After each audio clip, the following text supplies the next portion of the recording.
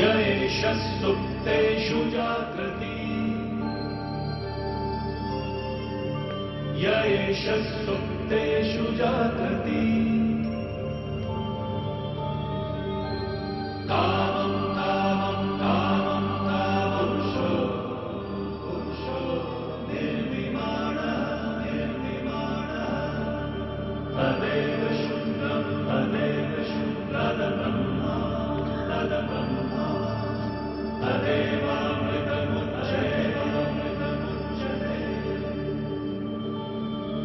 तस्मिन् लोकः शतः सर्वे तदुनात्यये।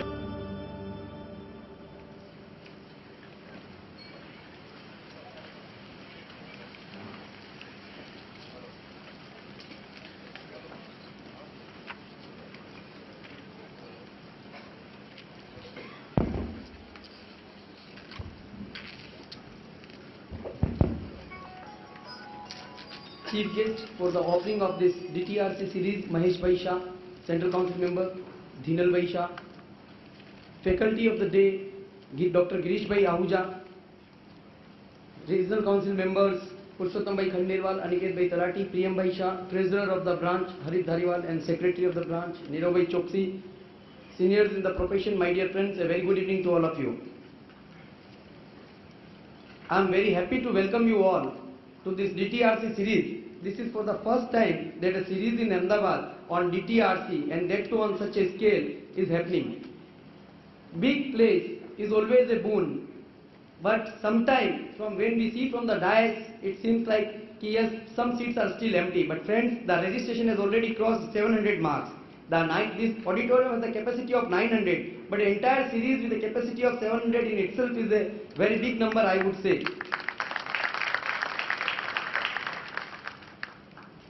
I know that we are already running a bit late on the program, and I would not like to take much of the time of the members because I understand the only two announcements that I would like to pull, but I request those members who have not registered and would like to take benefit again the series of the same type, the best faculties from the country we are arranging. So please do take benefit of that program and register if you have not registered.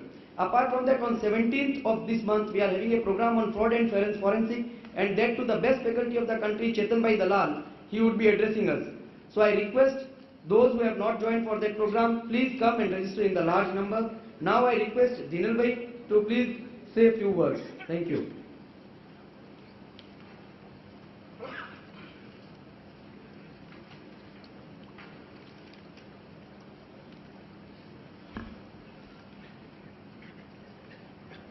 The chief guest of the today's session, Mahesh Bhai Shah, the Commissioner. Coincidentally, he is also a chartered accountant. The second coincidence is that we cleared in the same year of 91, and he is a 94 batch of IRS and one of the most respected commissioner on international tax and transfer pricing. And many times in our tax practice we know that majority of the officers are unwilling to go to IT-80 because either it is a punishment post or either somebody has to read Saturday, Sunday. He is only one commissioner which I have observed that he willingly goes to tribunal and says that I want to argue. So that's a difference between a normal IRS and a chartered accountant IRS.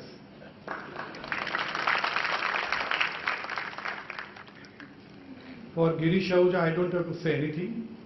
He's like a fatherly figure to all of us and a gem of a person on direct tax. First of all, congratulate the Ahmedabad branch, Vikas and his team for conceptualizing this series. And it's a great innovation, and what I was talking to the chief guest while coming over here, that is more from updation of a knowledge and so that at least we are aware of what is going on in the tax laws and what are the new developments which are happening.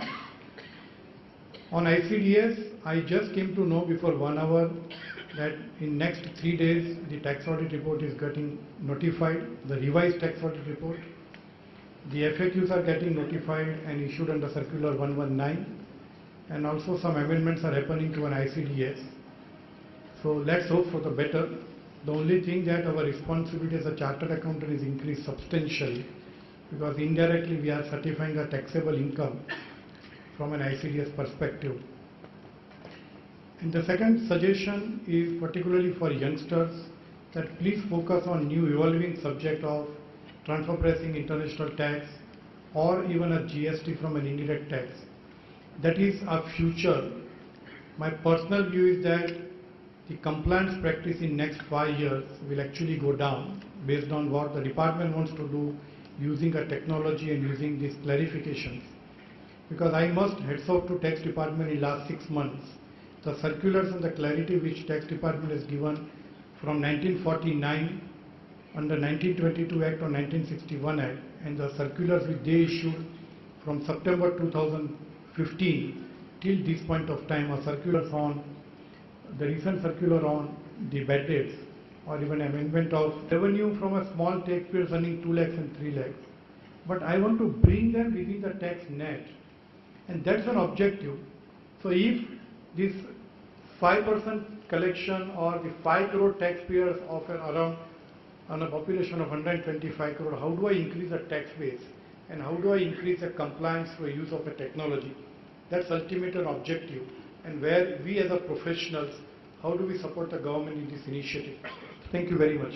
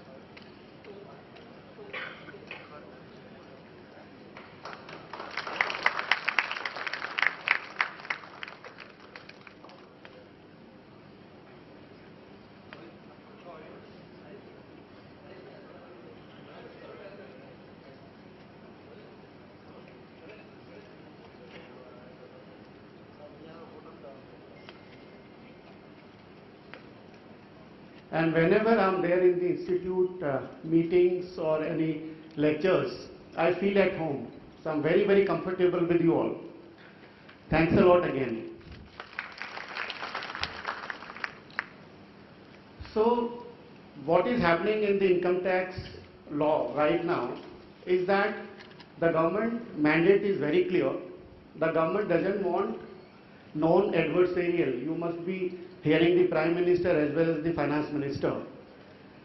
They have taken it very consciously of the fact that they don't want unnecessary litigations.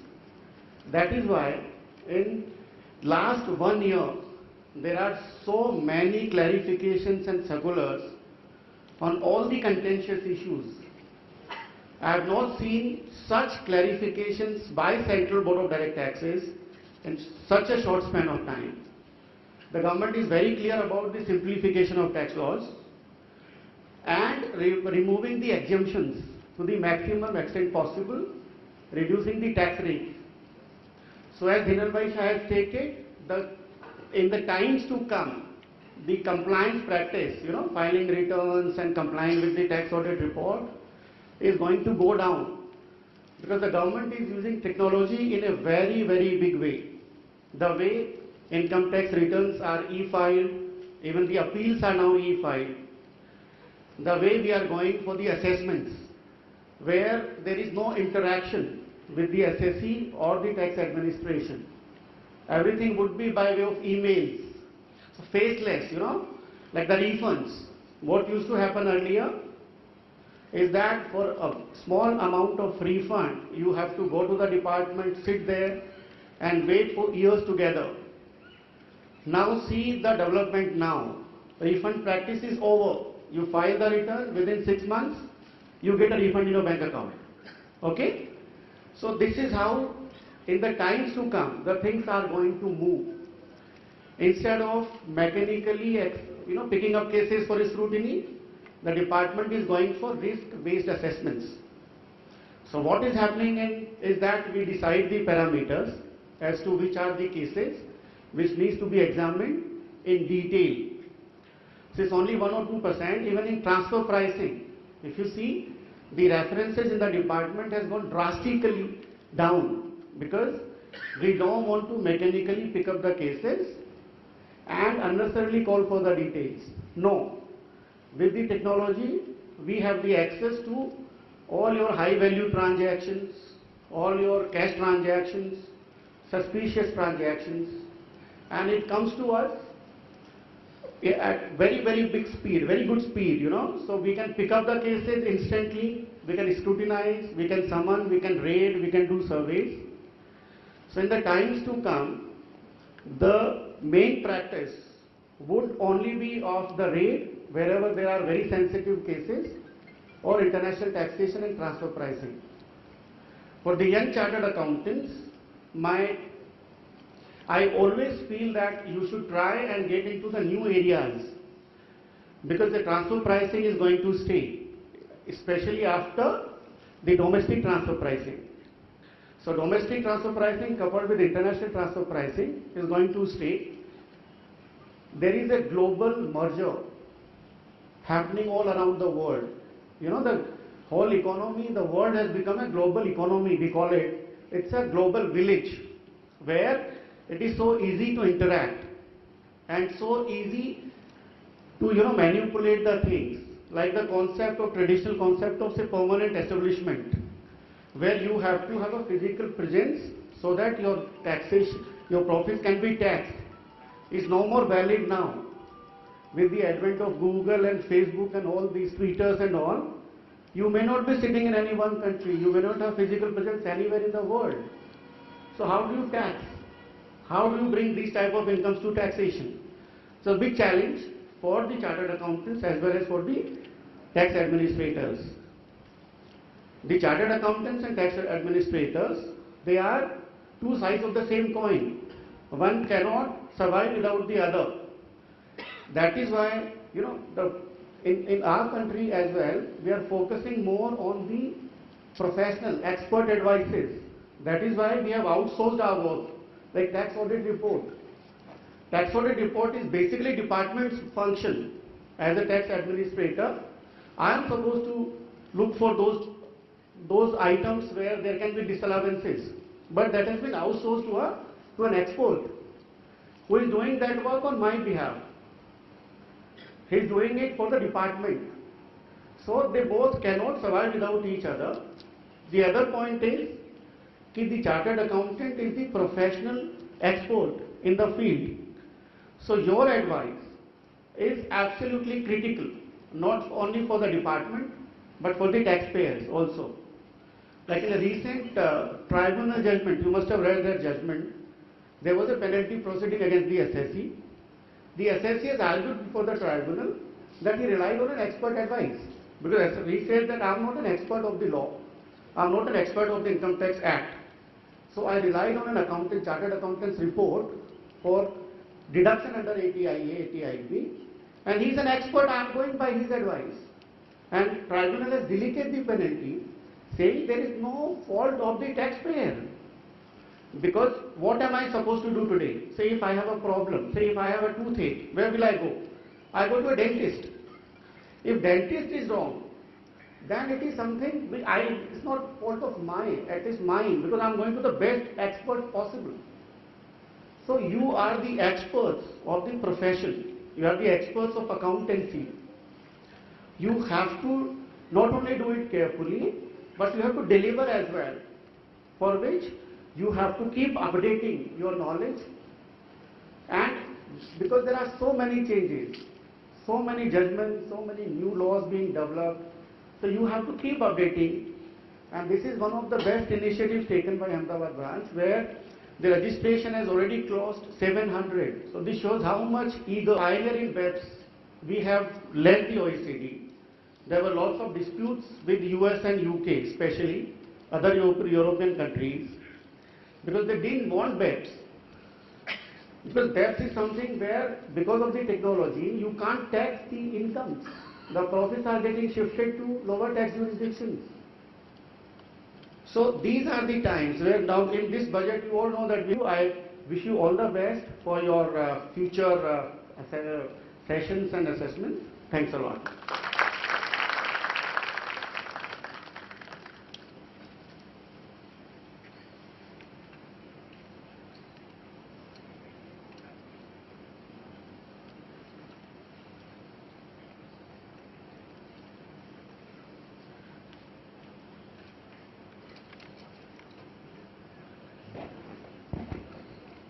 I request Harit Bhai Dhariwal to please offer a bouquet to Mahesh Bhai Vyas. Harit.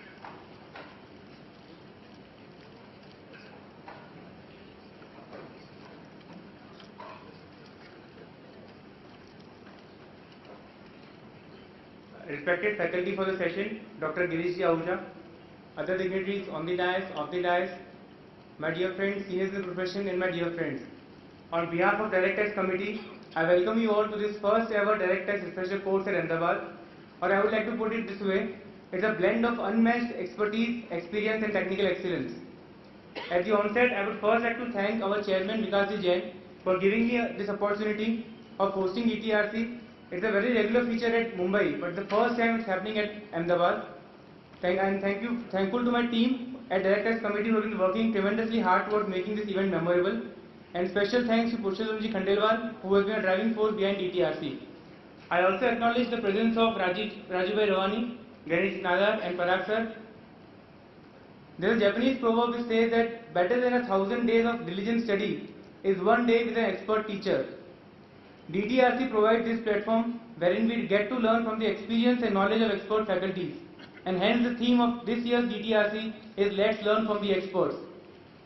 Friends, when we were conceptualizing DTRC, there were many deliberations on which topic to include, which faculty to invite. But believe me, there was consensus on only one thing from the beginning, and that is that the inaugural session has to be taken by none other than our respected Girish Ahuja sir. And in spite of his busy schedule, he has agreed at once to come to and address us at Ahmedabad. So, on behalf of each one of us, I would like to extend my sincere gratitude to sir, and it's an honor to have you here, sir. Thank you so much for coming. And now I will request Rohit Malu, the co-chairman of our committee, to introduce the learned faculty.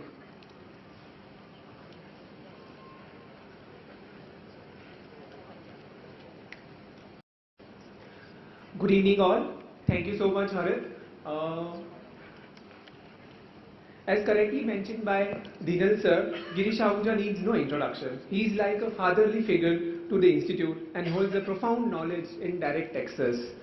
Dr. Girish Ahuja did his graduation and post-graduation from Sri Ram College of Commerce, Delhi, and was a position holder. He is a fellow of the Institute of Chartered Accountants of India and was a rank holder both in intermediate and final examinations of the institute. He was awarded a PhD degree by Faculty of Management Studies, Delhi University. He is a visiting faculty member of the Institute of Chartered Accountants of India, ICSI and ICWA, and various management institutes. He had been nominated for 6 years by the government to the Central Council of the Institute of Company Secretaries of India. He was a member of the Accounting Standard Board of Institute of Chartered Accountants of India for 3 years. He is a member of the Direct Tax Committee and Special Invitee to International Taxation Committee of ICAI, and a member of Editorial Advisory Board of Institute of Company Secretary of India. He has a vast and rich experience in the field of finance and taxation. Dr. Ahuja has addressed more than 2,000 seminars organized by the various branches of the Institute of Chartered Accountants of India. He is the author of over 20 books on direct taxes for students and many popular books for our professional friends. The main ones being the concise commentary on direct taxes, a compendium of issues on income tax and wealth tax, the direct tax ready reckoner, a compendium of advanced rulings on income tax, guide to deduction of tax at source, taxation of capital gains, etc. With this brief introduction, I would now request CA Manan Shah to offer a bouquet to the learned faculty.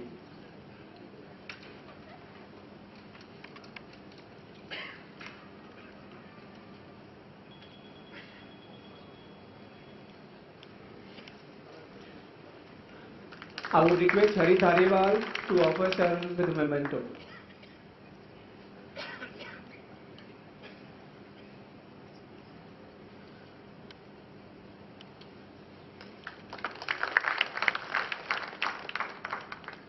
Thank you very much. Now I ask sir to please.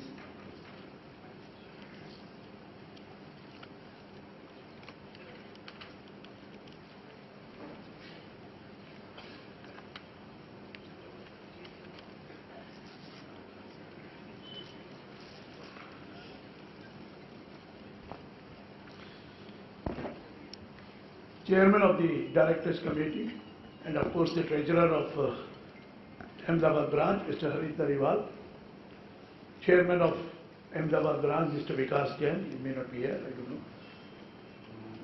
3 regional council members, Mr. Purushottam Khandelwal, Mr. Aniket Talati, Mr. Prem Shah, Co-Chairman of the committee, Rohit Maluji, Manan Shah, Neerav Choksi, the Secretary of the branch, maybe he is not there at the moment, Mr. Prag Rahul, ladies and gentlemen.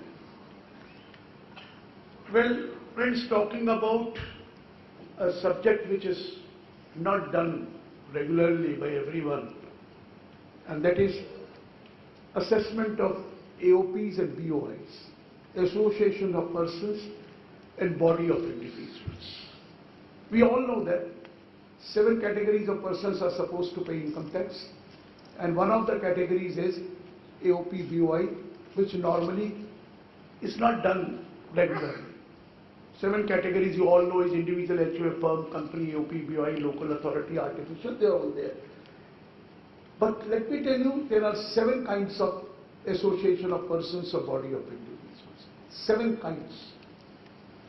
But before I take up those 7 kinds, there is a difference, slight difference between association of person or body of individuals. There is slight difference.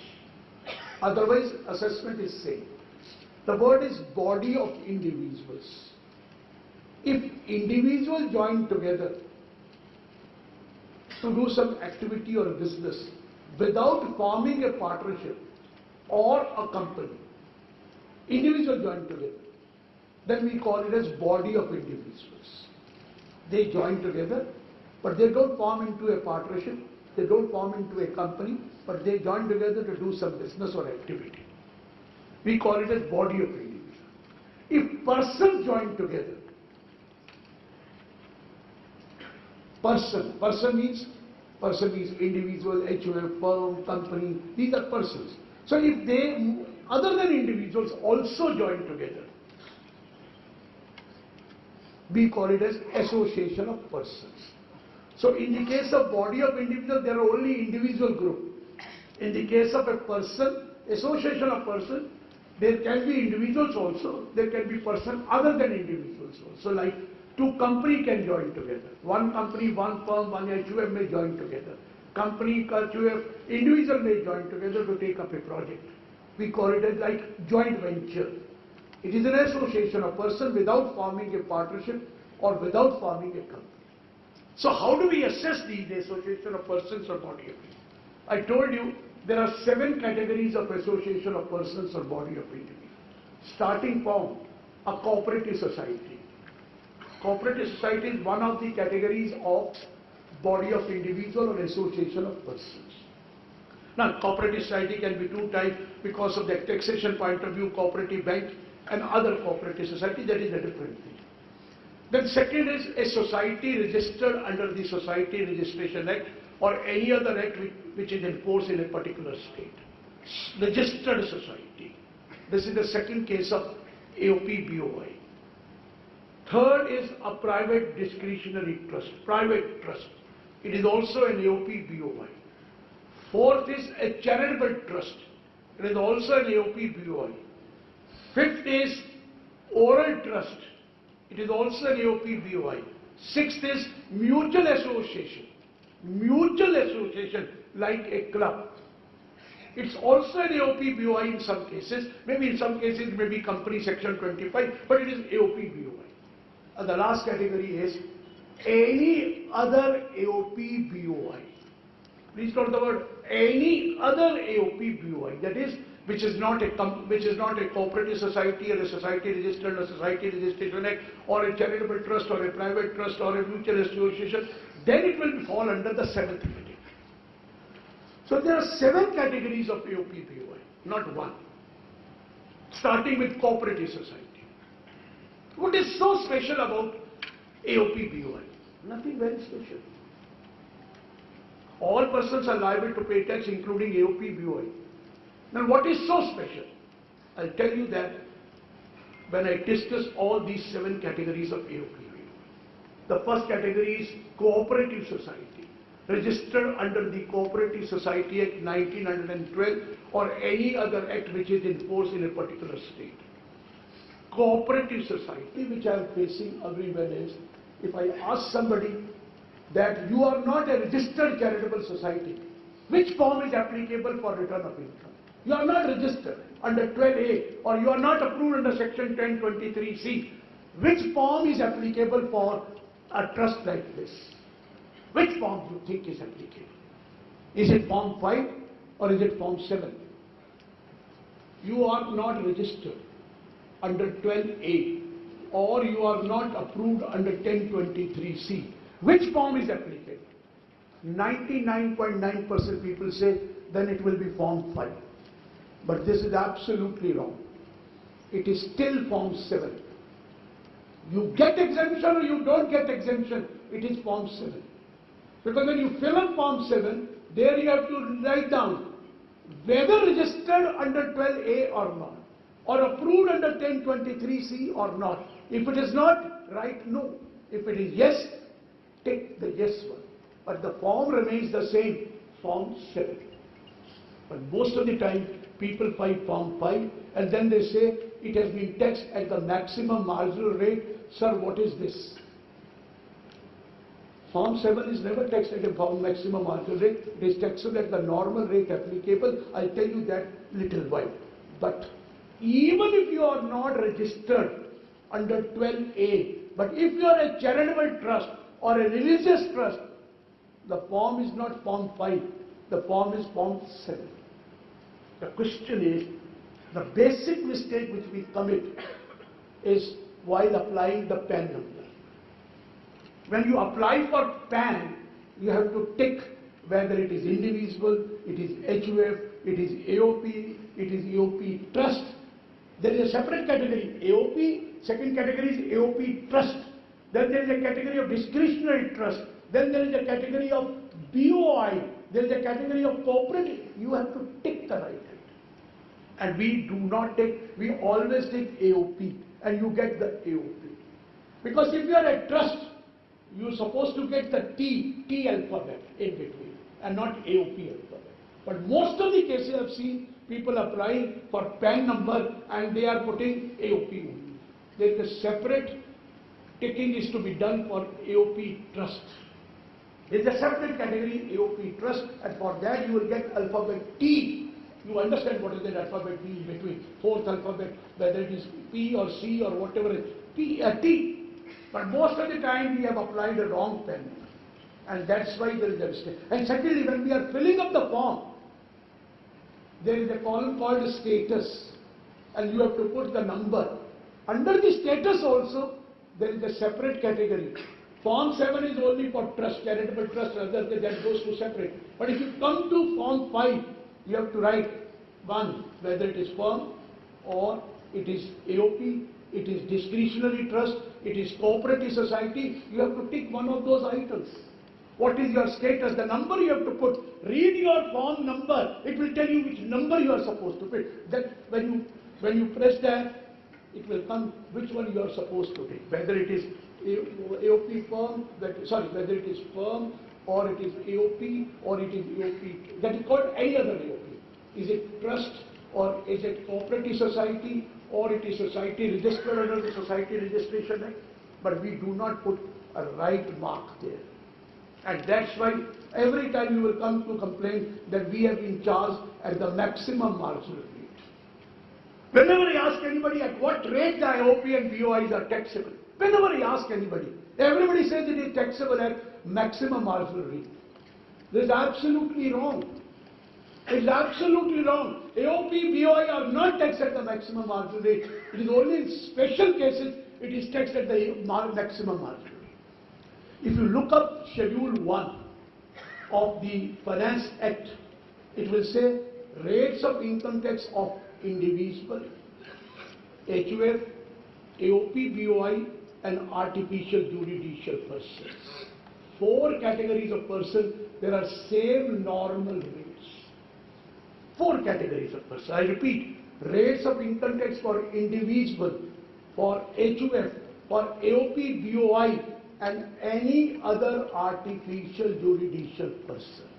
The normal rates are same, except in case of individual, there are different rate for 60 and above, and there is a different rate for 80 and above. Otherwise, the rate is same. First 2,50,000, nil, next 2,50,000, 10%, next 5 lakh, 20%, and the balance above 10 lakh, 30%. So AOP BOI is taxable at this rate, 10, 20, 30. The exemption in case of AOP BOI is 2,50,000. But most of these days, people say, no, it is taxable at maximum margin. This is not correct. This is not correct. There are certain cases where it is taxable at maximum margin. It is not given in that, what you call in the schedule. It is given in various sections, section 156, 61, 164, where it has been said that it will be taxed at maximum marginal rate if this condition is not satisfied. But we all the time say AOP, BOI are taxed at maximum marginal rate. It is taxable at normal rate.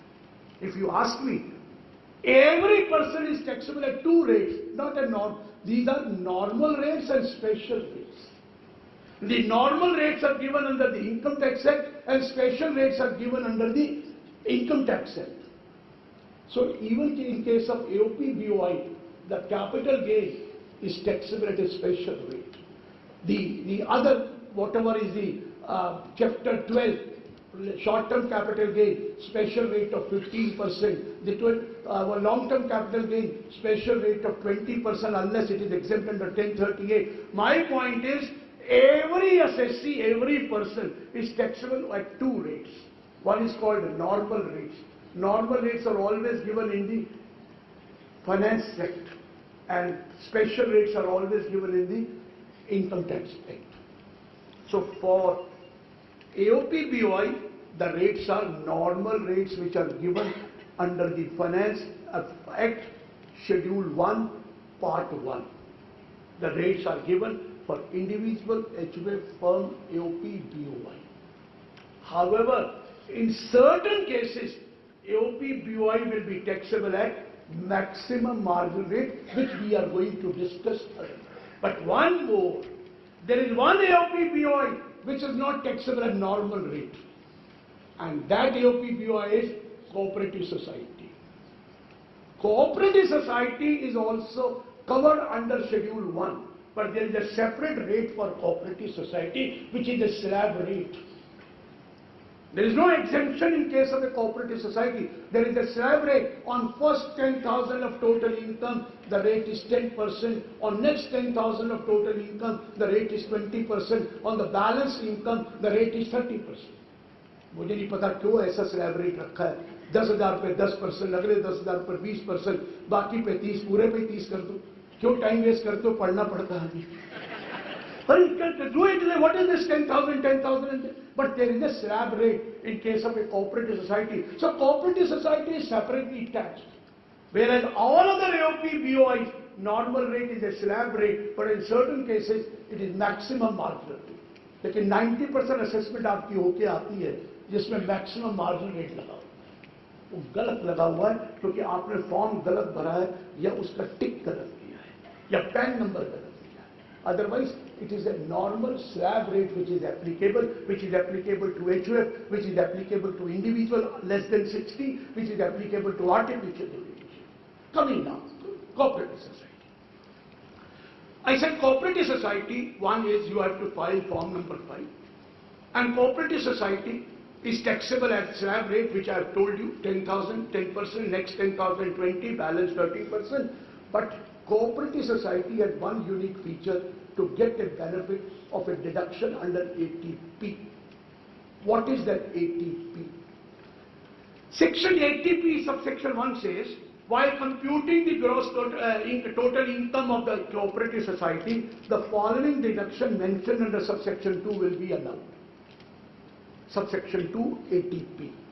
Starting from certain activities where you are going to get 100% deduction.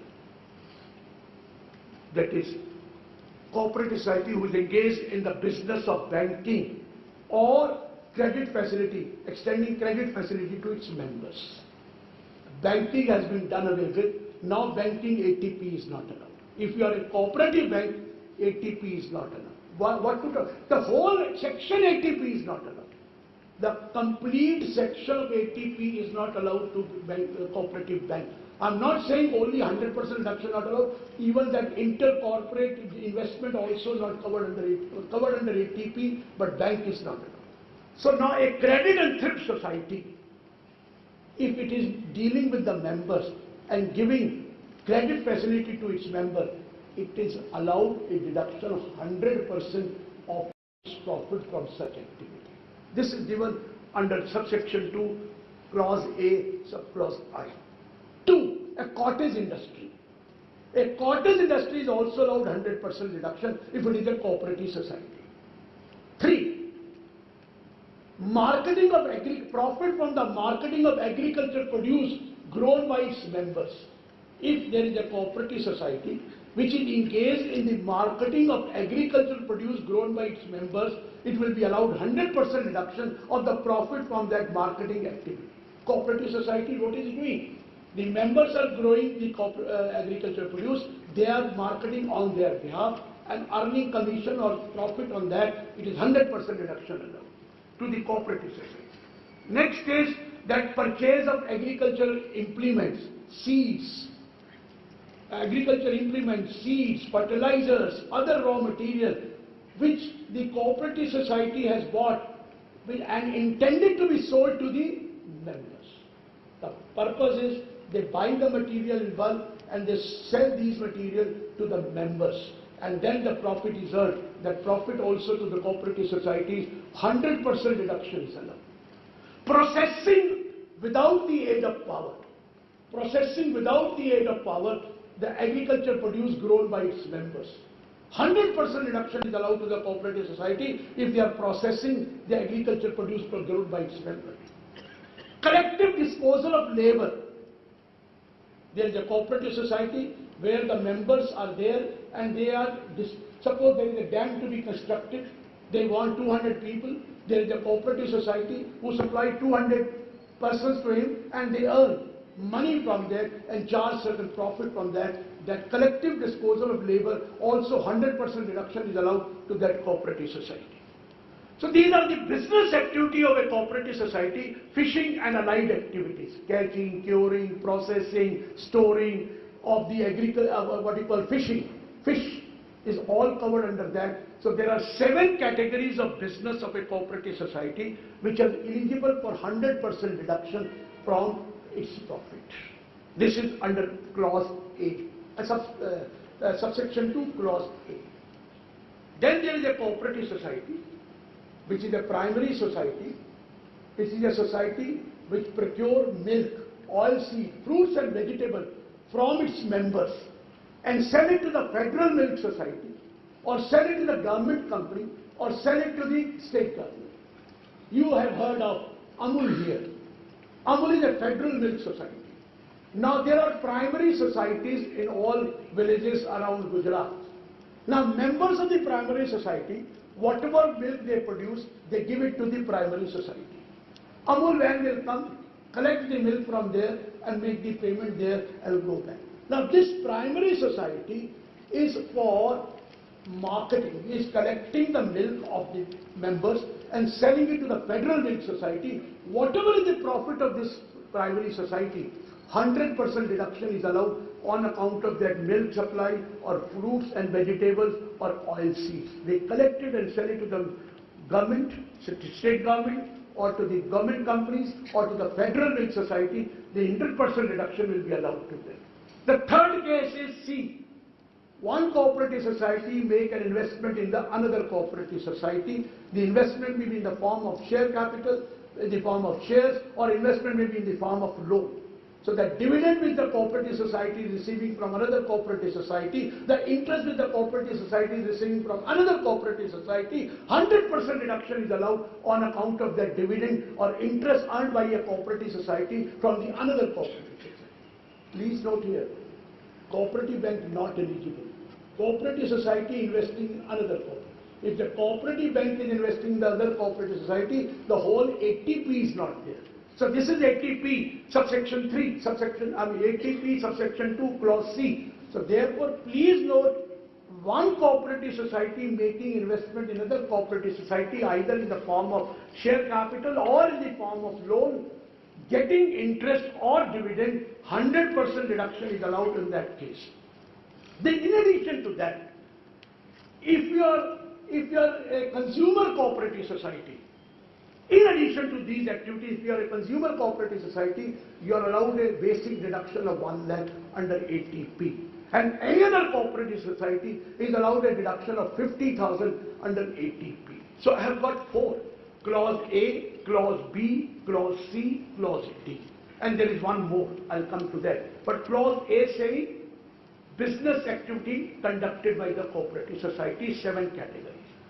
Starting from, I told you, credit facility, cottage industry, marketing of agricultural produce, processing, purchase, collective disposal of labor, fishing and allied activities, 100% reduction. Second was, you are a primary society supplying milk, fruit and vegetables, and oil seeds to the Federal Milk Society.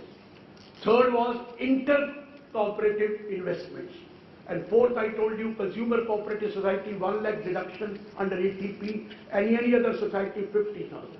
Next is activity for earning, renting of warehouses or godowns for storage of commodities. The renting which you have received is also eligible for 100% deduction, provided that warehouse or godown is owned by a cooperative society and it is given on rent for storage or marketing of agricultural produce grown. So these are the deductions which are specifically allowed to cooperative society. Covered under ATP, subsection 2, clause A, B, C, D, E. So you have to be very careful that this deduction is not allowed to cooperative bank, any activity of cooperative bank. But this deduction is allowed to all other cooperative society if they are engaged in such activities. This is ATP. And after getting deduction in ATP, you calculate your total income and pay tax as per the normal rate or as the special rate applicable for that. So there is nothing new. But coming to now a very important point. See, there is a society registered under the Society Registration Act 1860 or any other act which is in force in a particular state. Society. Now these society are of 3 types. Number 1, society can be a mutual association. Number 2, society can be what you call a charitable society, which will be covered under charitable trust. Number 3, any other society which is not a charitable society or which is not a mutual association. Now I'll be taking mutual association first. I'll be taking then society which is not a charitable society. Now what is a mutual association? The law says if you have to earn income, the income should come from some other person. You cannot trade with yourself. You cannot earn income from yourself. There has to be another person to earn that income. Then if I can't make a profit out of myself, and if we are a group of persons, we can't make a profit on ourselves. The In the case of mutual association, the contributors and the participators are normally the same. That means whoever contributes to that society, it is ultimately whatever profit is earned, it is shared by those members only. And they deal with the members and they don't deal with any other person. Now, what is a club? A club here. Club is a group of persons, is a mutual association.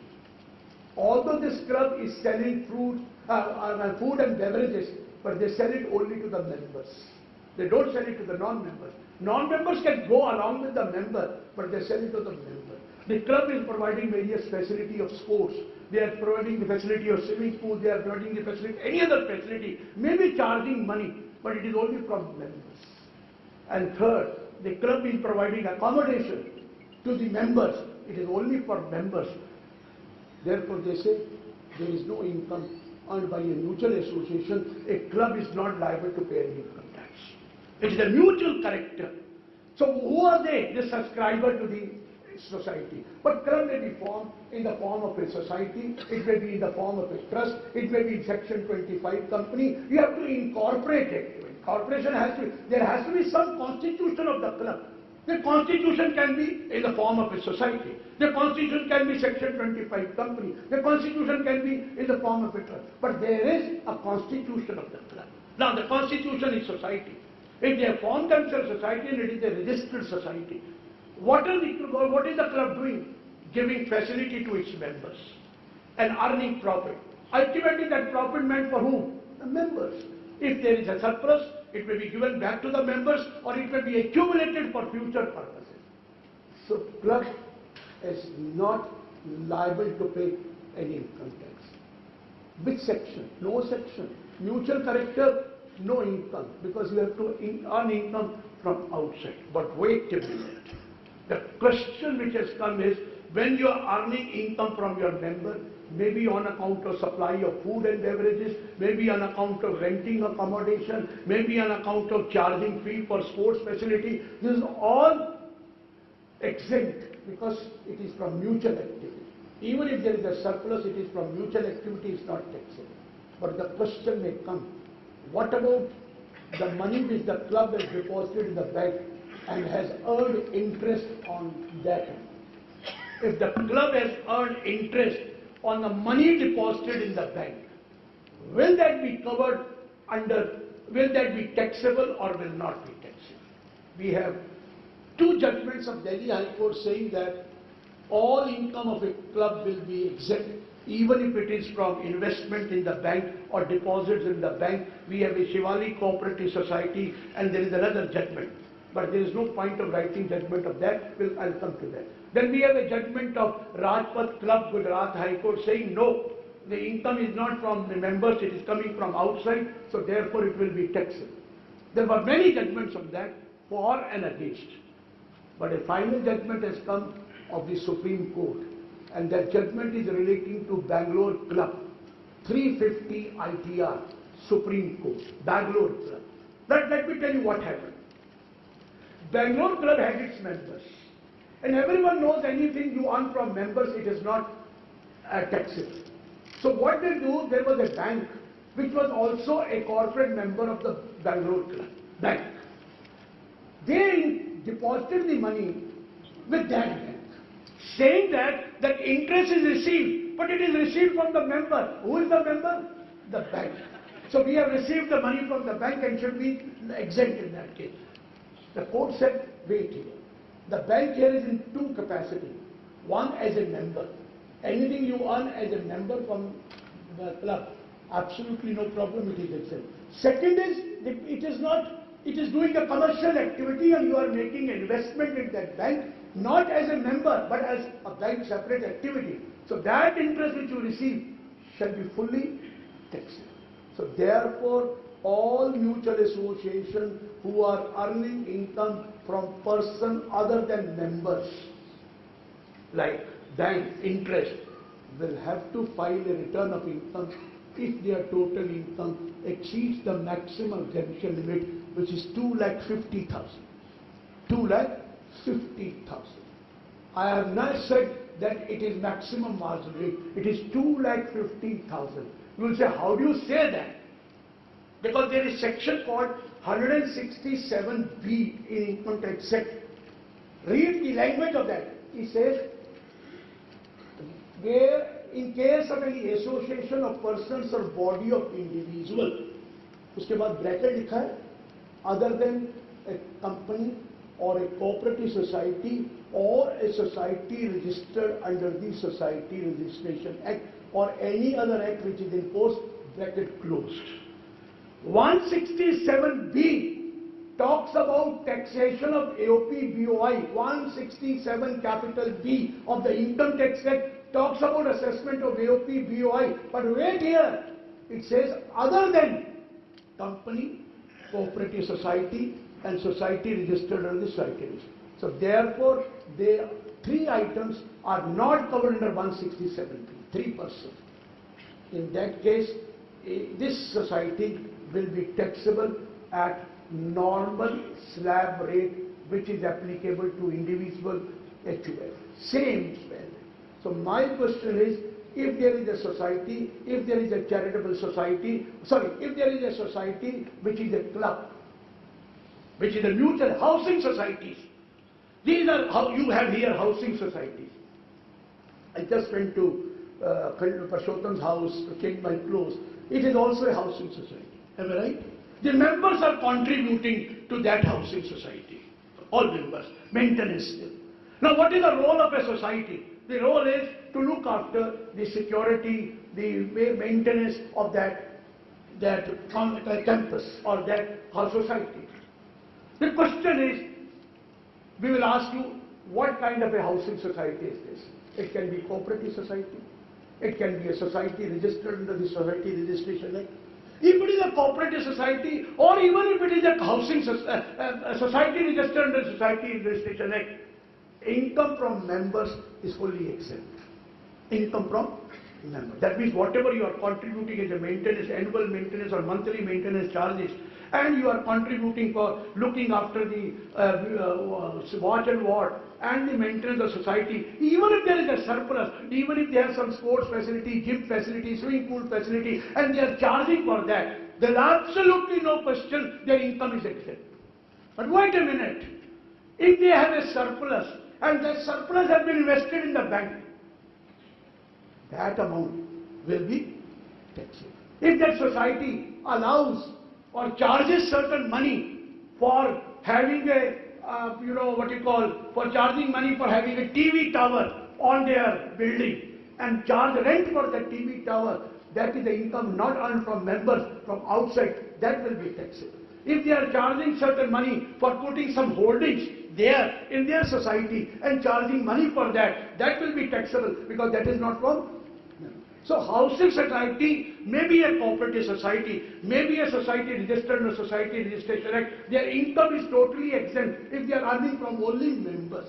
But if they are earning from non-members, a hawker is allowed to come in, but he has to pay certain amount as fee. That is also coming from outside. The person that you are paying for holdings or TV tower or maybe investment in the bank, that income will be taxable. But at what rate? Depends. If it is a cooperative society, then the rate will be first 10,000, 10%, next 10,000, 20%, balance 30%. The exemption is nil. But if it is not a cooperative society but a society registered under Society Registration Act, the rate will be 2,50,000 exempt, next 2,50,000 10%, next 5,20% and balance 30%. So it is your constitution which will tell you whether it is a cooperative society or it is a society registered under the Society Registration Act. Both are housing society. But the difference is the tax rate. Difference is the tax rate. But as far as the mutual character is concerned, you don't have to pay tax. Whatever income you are earning from your members, absolutely no tax. Because whenever it dissolves, it will be distributed to the members or it will accumulate it. So therefore, no tax from your mutual character, but there will be a tax from income which this housing society is earning from non-members. Even the transfer fee from one flat to the another flat is not covered because it is exempt, it is coming from members. He is also becoming a member and taking a fee. Even transfer fee of a flat is not covered, not taxable. But whatever you are earning from outside will definitely be covered under taxable point of view, and they will have to file a return of income. And what is the form for filing a return of income? Is nothing but form 5 in your case, because it is not a charitable society. If it is charity, you would have gone to 7. It is form 7.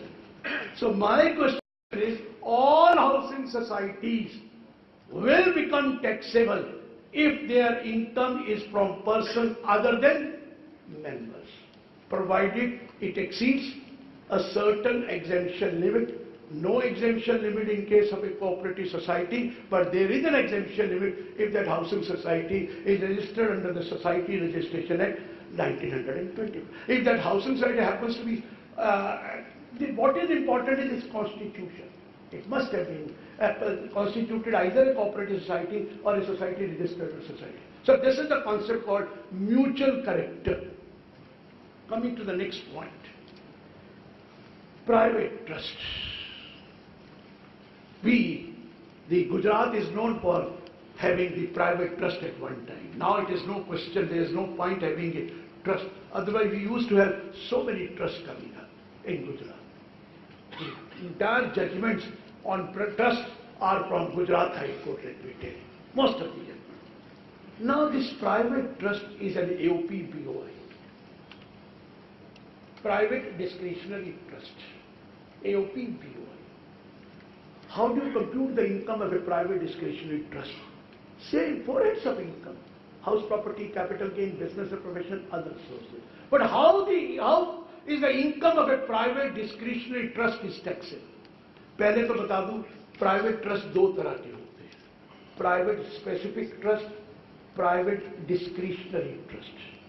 What is the difference between private specific trust and private discretionary trust? Private specific trust means a trust where the beneficiaries and their shares are determined. Their beneficiaries and their shares are determined.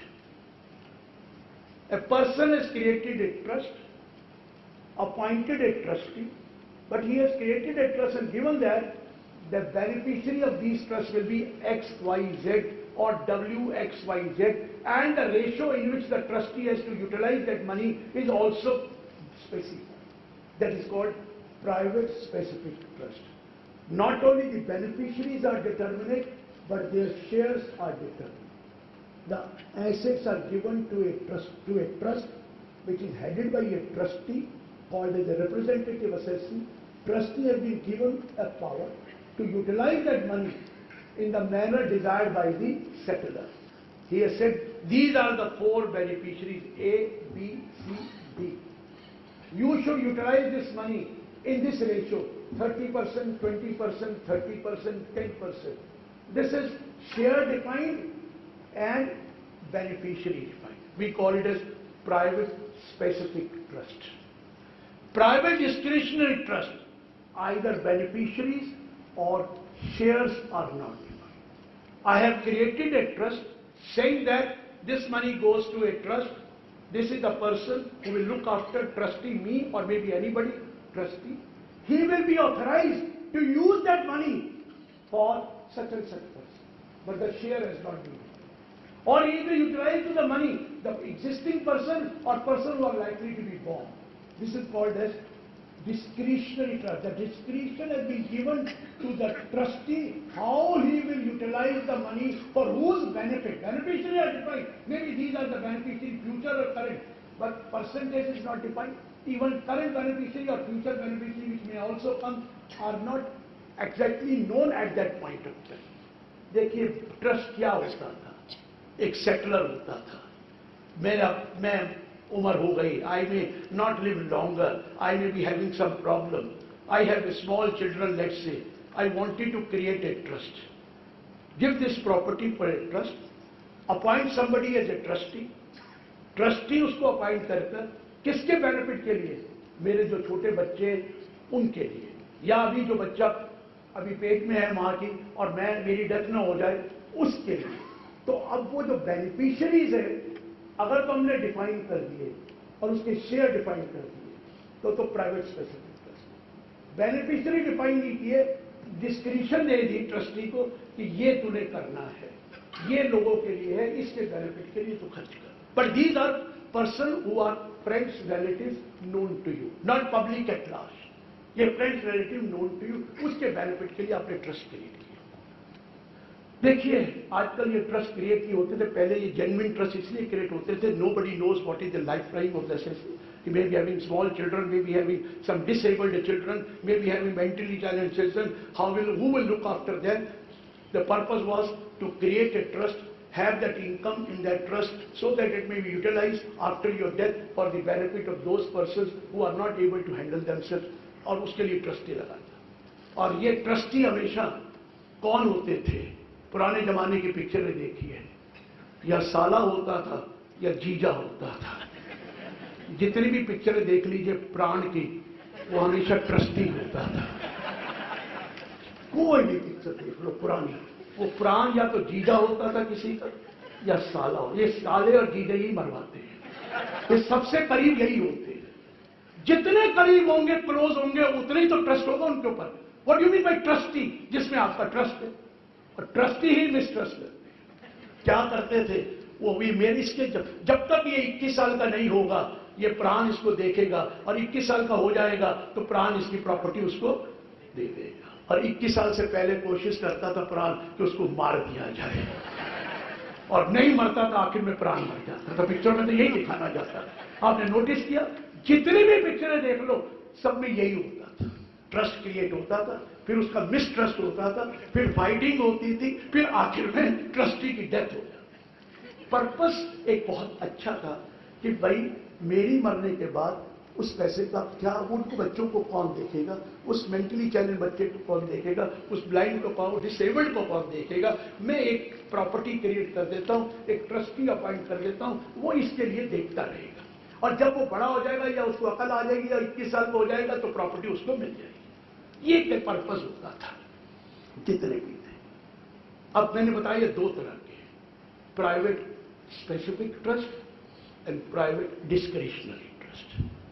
Private specific trust को section लगता है 161 sub section 1 and 1A, और private discretionary section को section लगता है 164 sub section 1 of the income tax act. देखिए trustee कौन है? He is a representative assessee. He is a representative assessee, he is representing the beneficiaries.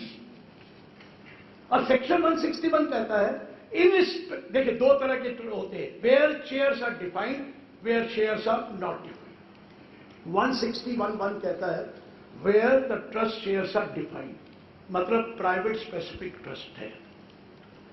क्या लफ्ज use करता है? In respect of a representative assessee, every representative assessee in respect of the income, in respect of the income for which he is a representative assessee, shall be liable for same duties, responsibilities and liabilities which the beneficiary would have been liable. He shall be liable for he shall be liable to, in the same extent to this, in the same manner and to the same extent as the beneficiary would have been liable. Suppose एक trust बनाया जिसमें 5 beneficiaries है, A, B, C, D, E, और trustee है। अब सवाल आया, इनके शेयर डिफाइन कर दिए गए, लेट्स से 20, 20, 20, 20 और may be any other ratio, share define कर दिए गए। 161 सेक्शन कहता है इसमें trustee will file return on behalf of all the beneficiary separately. There were 5 beneficiary, 5 returns will have to be filed by the trustee as representative assessee, and trustee will be liable to pay tax in the same manner to the same extent as the beneficiary would have been liable to pay. मतलब beneficiary कौन है? अगर 5 individual beneficiary हैं तो return 5 जाएंगी उनकी, उनका जो स्टेटस होगा वही होगा जो बेनिफिशियरी का स्टेटस था, टैक्स रेट वही लगेगा जो बेनिफिशियरी को लगना था, वही रेट लगेगा, और रिटर्न है 5 भेजनी पड़ेगी।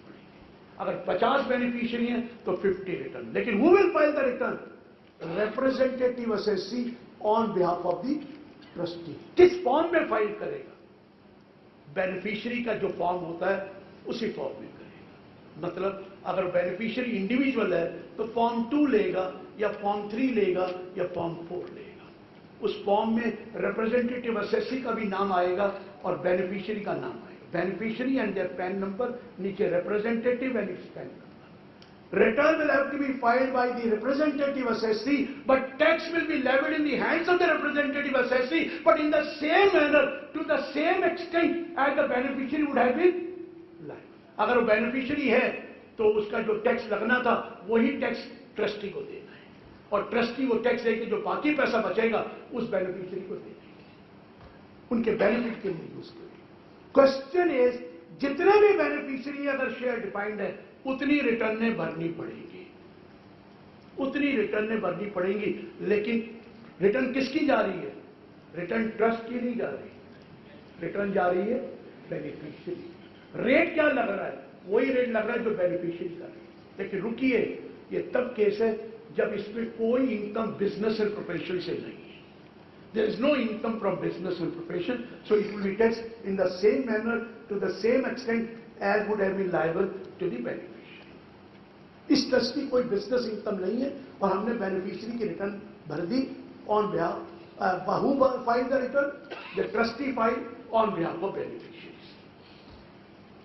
सपोज कीजिए इस ट्रस्ट की बिजनेस इनकम भी है, तो section 161 sub section 1 capital A लगता है, where the total income of the trust includes any income from profit or gain from business and profession, then the income will be taxable at maximum marginal rate. यहां आकर उसने कहा कि अगर ये total income में बिजनेस इनकम भी आ रही है तो सारे जो मेंबर्स हैं उसकी इनकम पे 33% टैक्स लगेगा, वो 30% plus surcharge if it exceeds 1 crore and plus education cess. मैंने क्या बोला? Maximum marginal rate will be applicable if shares are defined but the trust total income includes any income from profit or gain from business. अगर profit और gain नहीं है तो normal rate लगेगा, अगर प्रॉफिट और गेन है तो मैक्सिमम मार्जिनल रेट लगेगा। लेकिन रिटर्न किसकी जा रही है? रिटर्न बेनिफिशियरी की। कौन भेजेगा? ट्रस्टी भेजेगा। किसकी जाएगी? बेनिफिशियरी का नेम ऊपर, पैन नंबर, नीचे representative assessee, pan number. Who will sign? Representative assessee will sign and file the return. But what rate? The rate applicable to that beneficiary. लेकिन अगर PGBP है, the entire rate will be maximum marginal rate.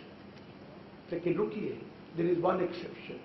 Provided that if there is a trust created by will for the support and maintenance of the relative dependent upon the disease, upon the author, and it is the only trust created by will, then in that case, even if there is a PGBP income, trust will be taxable, or the trustee will be beneficiary will be taxable at normal rate applicable.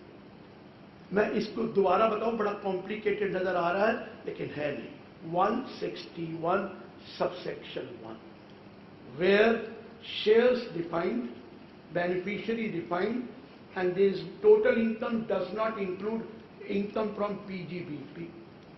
Share defined, beneficiary defined, total income does not include income from profit or gain from business and profession. Rate applicable to beneficiaries. Return to be filed by the trustee on behalf of beneficiaries. As many return as are the beneficiaries. 2. Share defined, beneficiary defined, but total income includes profit or gain from business and profession. All beneficiaries' return will be taxed in this case at maximum marginal rate.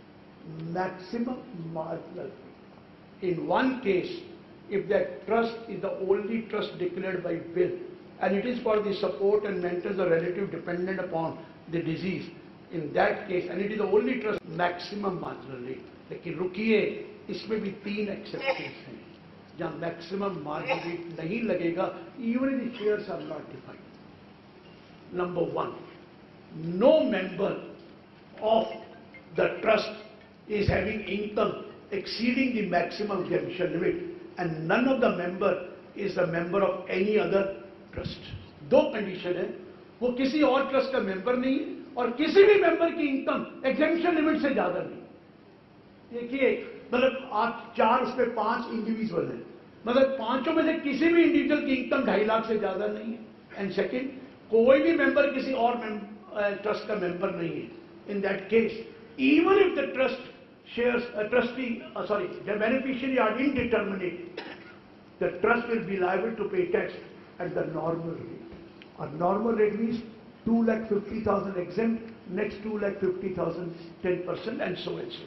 मैं repeat कर रहा हूं, share indeterminate है, trust है, लेकिन कोई भी member ऐसा नहीं है जिसकी अपनी इनकम एग्जेम्पशन लिमिट से ज्यादा। एंड सेकेंडली, कोई भी मेंबर ऐसा नहीं है जो कोई भी बेनिफिशियरी ऐसा नहीं है जो किसी दूसरे ट्रस्ट का मेंबर। उन दोनों कंडीशन को सेटिस्फाई कीजिए, trust will be liable to pay tax at the normal rate even if shares are indeterminate. Second case ये है कि अगर वो 1 मार्च 1970 से पहले का ट्रस्ट है, 1970 से पहले का ट्रस्ट है, और वो ओरल ट्रस्ट बनाया था उस पर for the benefit of the person relatives which are dependent on it, उस केस में भी ये केस नहीं। और तीसरे वो ट्रस्ट है जैसे provident fund trust, ESI trust, gratuity trust, ये भी ट्रस्ट में शेयर डिफाइंड नहीं होते, लेकिन ये चैरिटेबल ट्रस्ट नहीं है, लेकिन इनकी भी टैक्स अगर लगेगा तो नॉर्मल रेट से लगेगा। ये उन्होंने वहां पर डाला, नॉर्मल रेट से लगेगा। सेकंड केस डाला, अगर बिजनेस इनकम है तो हमेशा मैक्सिमम मार्जिन रेट लगा, लेकिन रुकिए, एक केस में मैक्सिमम मार्जिन रेट नहीं लगेगा। किसी भी मेंबर की अगर इनकम एग्जेम्पशन लिमिट से ज्यादा नहीं है and the trust is created by A will, and that is the only trust created by will, then even if the shares are not defined, the trust will be liable to pay tax at the norm. Sir इतना complicated है कि पता नहीं कितना समझ में आया आपको, लेकिन ये 164 सबसेक्शन 1 है जो मैंने आपको बताया। ये डिस्क्रिशनरी ट्रस्ट है, शेयर डिफाइंड नहीं है, रिटर्न ट्रस्ट की जाएगी, ट्रस्टी भरेगा, बेनिफिशियरी नहीं भरेंगे, मैक्सिमम मार्जिनल रेट लगेगा, लेकिन 3 केसेस में मैक्सिमम मार्जिनल रेट नहीं लगेगा। एक केस और बताया, only one trust created by will for the support and maintenance of the person dependent on him, even if it is the business income, there is no maximum marginal rate. इसके सिवाय private discretionary trust का कोई और section ही नहीं है। सो मैंने आपको बताया, शेयर डिफाइंड है तो फॉर्म 5 नहीं जाना है, फॉर्म वही जाना है जो बेनिफिशियरी को एप्लीकेबल है, लेकिन भरेगा कौन? ट्रस्टी। शेयर नॉट डिफाइंड है, फॉर्म 5 जाना है और मोस्टली मैक्सिमम मार्जिन रेट लगना है, कुछ केसेस में मैक्सिमम मार्जिन रेट नहीं। So this is section 161 and section 164 which is for discretionary trust. Next case charitable trust. इसके बारे में तो बहुत ज्यादा डिस्कशन होगा, यहां तो मैं सम अप कर रहा हूं बड़े शॉर्ट। 2 तरह के चैरिटेबल ट्रस्ट, एक those who are getting registration under 12A and 12AA, एक ही सेक्शन है 12AA को अप्लाई 12A में करते हैं, registration grant 12AA। This is one, those who are covered under section 11 and 12 and getting registered under 12AA. Second is those who are covered under section 10 clause 23C, वो भी charitable है, educational and medical, वो भी charitable trust है। So income of A charitable trust exempt होती है, लेकिन रुकिए जरा सुनिए क्या है। मैं बहुत शॉर्ट में बोलूंगा, otherwise it will take hours together to discuss about charitable trust. 2 तरह के ट्रस्ट हैं, एक 12A में रजिस्टर्ड है। ये कौन से हो सकते हैं? Charitable purpose includes relief to the poor, education, yoga भी अब आ गया, medical relief, preservation of environment, preservation of wildlife, preservation of monument and other historical places, and any other object of general public utility. ये charitable activity। लेकिन आपको पता है एक proviso है for general public utility that the gross receipt of that general public utility if it is carrying on A business commerce should not exceed 25 lakh. ये तो इसमें अगर 12A आपको मिला हुआ है और 25 लाख से ऊपर आपकी वो इनकम नहीं है, अगर आप अदर देन एजुकेशन या मेडिकल या योगा है, अगर तो आप एजुकेशन है, मेडिकल है, योगा है, रिलीफ टू द पुअर है, प्रिजर्वेशन है, you can do any amount of business, absolutely no problem. Separate accounts to be maintain, बाकी उसके 11.5 में पैसा लेते हैं, एब्सोल्युटली नो प्रॉब्लम। लेकिन अगर advancement of any other object of general public utility है तो you all know that gross receipt from that commercial activity should not exceed ₹25 lakh. अगर ज्यादा है तो पूरी income tax. So what I am trying to explain, आपके पास दो ऑल्टरनेटिव होते हैं अगर आप एजुकेशनल इंस्टीट्यूशन है या मेडिकल इंस्टीट्यूशन है। एक है कि आप 1023C में चले जाओ, दूसरा है आप 12AA में चले जाओ। 1023C में अप्रूवल मिलती है, 12AA में आपको रजिस्ट्रेशन मिलती है। दोनों में क्या फर्क है जरा ध्यान से समझिए। 1023C की कई सब क्लॉजेस हैं। 1023 sub clause 3IAB, sub clause 3IAC, sub clause 3IAD, sub clause 3IAE। मैं 4, 5 को नहीं ले रहा, फिर sub clause BI and BIA। जरा सुनिए, मुश्किल नहीं है, सिर्फ सेक्शन जरा नंबर जाए। Section 1023C sub clause 3IAB क्या कहता है? इनकम ऑफ ए यूनिवर्सिटी और educational institution not for making profit but for imparting education which is wholly or substantially financed by the government.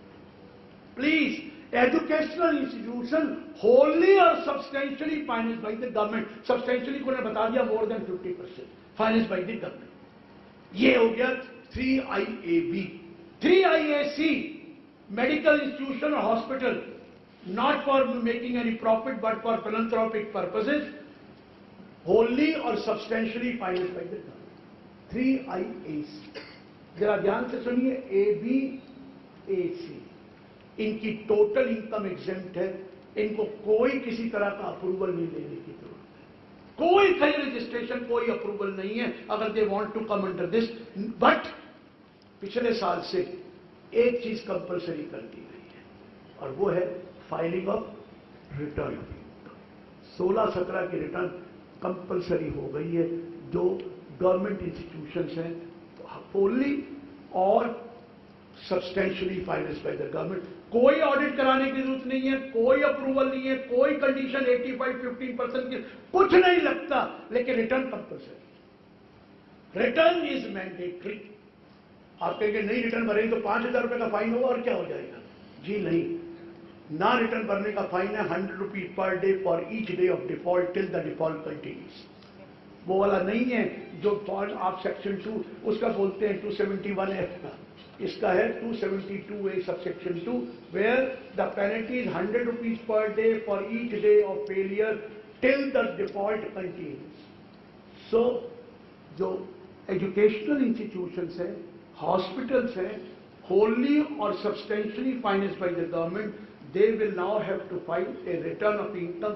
Otherwise, there is absolutely no condition to be imposed, no condition of 85 or 15%, no condition of audit of account, no condition of any approval, no condition of corpus or non-corpus, absolutely nothing. अब आया 3IAD और 3IAE. Educational institution whose gross receipt does not exceed 1 crore. Second, institution whose medical institution whose gross receipt does not exceed 1 crore. इनके case में भी कोई conditions नहीं है, no approval required, no 85-15%, nothing except return to be filed. Here also return is necessary. Return of income is necessary in this case also if your gross receipt does not exceed 1 crore. Your educational institution but not funded by government or substantially funded by government, but if your gross receipt does not exceed 1 crore, your income is totally exempt. There is no assertion of spending 85 or 50, but yes, return of income will have to be filed. This is the second case. Third is you are covered under 6 and 6A. Educational institution, gross receipt exceeds 1 crore, medical institution 6A exceeds 1 crore. आइए अब मैं case ले रहा हूं आप educational institution, medical institution है, आपने 12A में रजिस्ट्रेशन कराई है, या यहाँ पर क्या करना पड़ता है? You have to apply in form number 56D.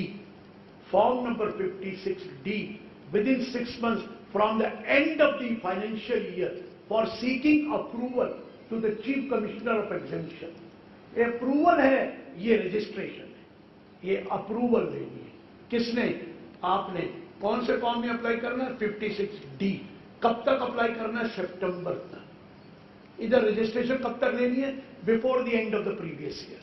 Before the end of the previous year 12A में आप अप्लाई, फॉर्म 10A में अप्लाई कीजिए और रजिस्ट्रेशन लीजिए before the end of the previous year and you have to apply to the commissioner of income tax exemption.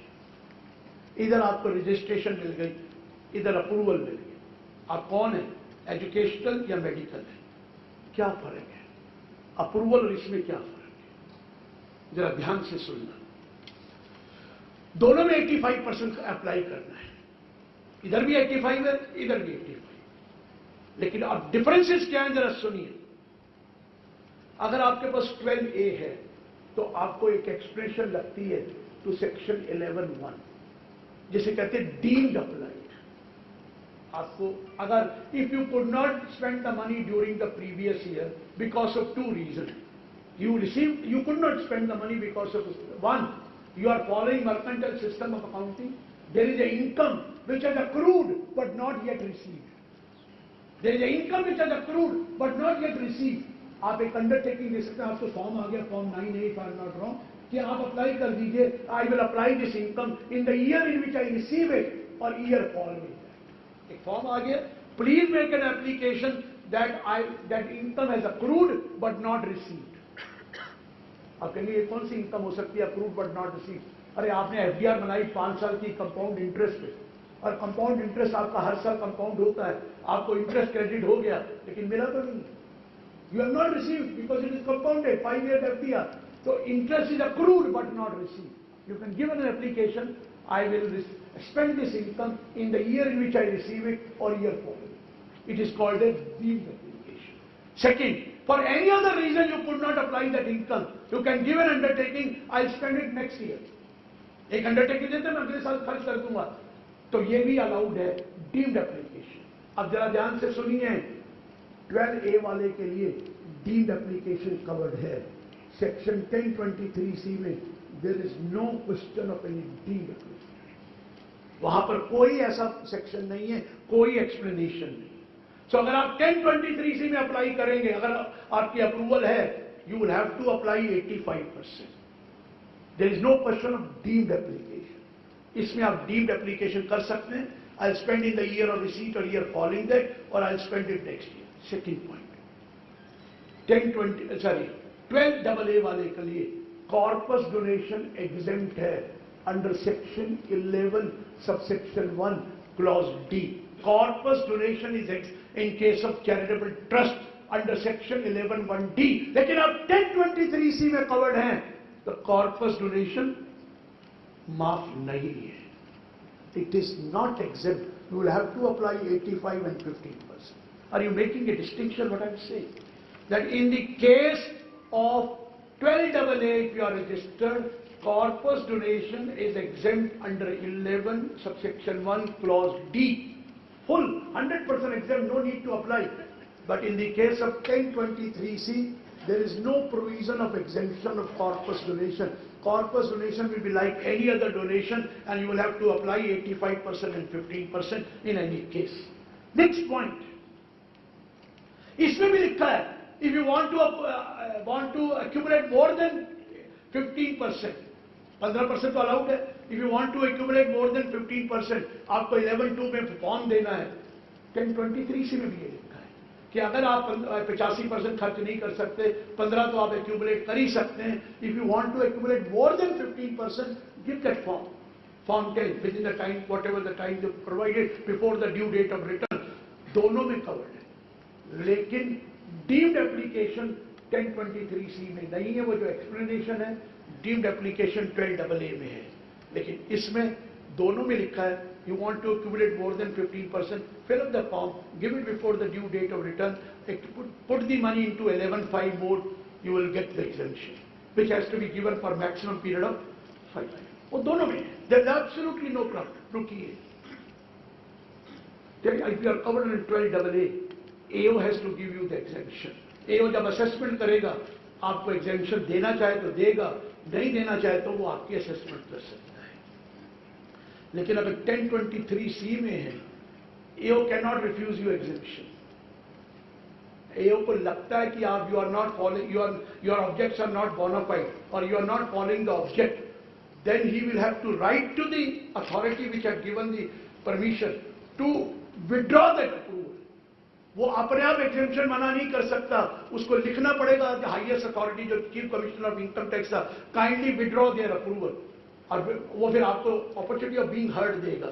After that, if he withdraws the approval, AO will not give you exemption. If he does not withdraw your approval, AO will have to give you exemption. अब देख रहे हैं difference क्या है? 1023C में AO के पास power नहीं है आपको exemption disallow करने की. अगर उसने करनी है तो पहले परमिशन लेनी पड़ेगी चीफ कमिश्नर से. लेकिन 12A में ये खुद डिस्क्रिशन है, वो देखेगा अगर आपका objects are not, you are not following the object और it is not genuine, he will disallow you the exemption. लेकिन 1023C में ऐसा रूल नहीं. ये बेसिक चीजें मैं बता रहा हूँ जो आपको करनी है. But charitable trust we all know income is exempt under 11 and 12, under 12AA it is exempt under 1023C. आज मैं इतना ही चैरिटेबल ट्रस्ट के बारे में बात करूंगा, बाकी बात करने का मुझे इस वक्त टाइम नहीं है. नेक्स्ट चीज, next point was we have done charitable. There is one oral trust. Well, oral trusts are taxable at maximum marginal rate. There is no point talking. हाँ, charitable trust taxable कहाँ होते हैं? The taxability of charitable trust is under section 164 subsection 2. 164(2) में होते हैं अगर उसकी income को टैक्स करना है. किस रेट पर? Normal rate. Normal rate, not at the maximum marginal rate. Maximum marginal rate तो तभी लगेगा if their income is applied for the benefit of the person referred to in 33, or if they are not able to accumulate their income under section 11(5). अगर वो नहीं करेंगे, then charitable trust is taxable at maximum marginal rate. Otherwise charitable trust की taxability normal rate से होती है. Normal rate कौन सा है? वही first 2,50,000 exempt and so forth.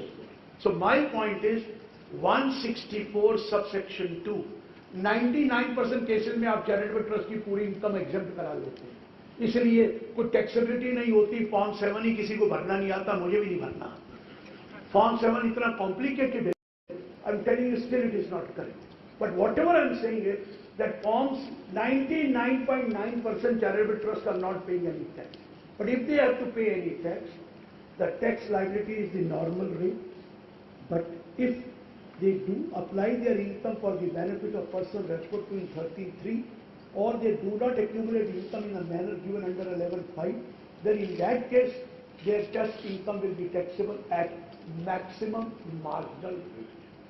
ये है सर 164 subsection 2. Next point हो गया. We have done cooperative society. We have done now normal society. I told you normal society means which is not a cooperative society or which is not a mutual association.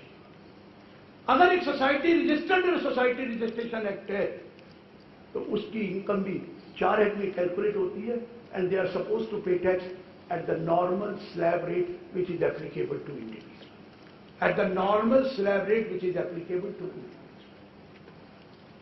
अब आया AOP BOI, which is other than the first 6 which we have talked about. आप जरा ध्यान से सुनना, ये trust नहीं है. ट्रस्ट होता तो डिस्क्रिशनरी हम कर चुके हैं. इसके लिए 167 कैपिटल बी सेक्शन है. Section 167 capital B. Section 167 capital B कहता है if there is a AOP और BOI whose shares are indeterminate. Shares are indeterminate. Joint venture share indeterminate. It will be taxable at the maximum marginal rate. Maximum marginal rate. 2 company है, एक firm है, एक HUF है, एक joint venture बन गया, share indeterminate है, तो कहता है मैक्सिमम मार्जिन रेट। अगर इसमें कोई ऐसी कंपनी है जिसका टैक्स हायर रेट पे लगता है, मीन्स फॉरेन कंपनी भी मेंबर है, then the entire income will be taxable at such higher rate. मैं एक एग्जांपल दे रहा हूं, दो कंपनी इंडियन है, एक foreign company, share independent, not dependent, तो टैक्स कितना लगेगा? 40% plus surcharge if any plus cess. But सारी कंपनी, अगर कोई भी इसमें फॉरेन कंपनी नहीं है, तो टैक्स मैक्सिमम मार्जिनल रेट क्या लगेगा? 30% plus surcharge if applicable plus 3%। अगर शेयर इंडिपेंडेंट है, ये 167B सबसेक्शन 1 कहता है। 167B सबसेक्शन 2 क्या कहता है? इन एनी अदर केस, अगर इनके शेयर डिफाइंड है। अब जब बड़े ध्यान से सुनना, सबसे बढ़िया चीज ये है, जॉइंट वेंचर है, एक प्रोजेक्ट बनना है, आपको एक फ्लाईओवर बनाना है, दो कंपनी जॉइंट वेंचर कर लेती है या दो कंपनी एक फर्म जॉइंट वेंचर कर लेती है, शेयर डिफाइंड है, लेट्स से 30-30-40 शेयर डिफाइंड है, A, B, C।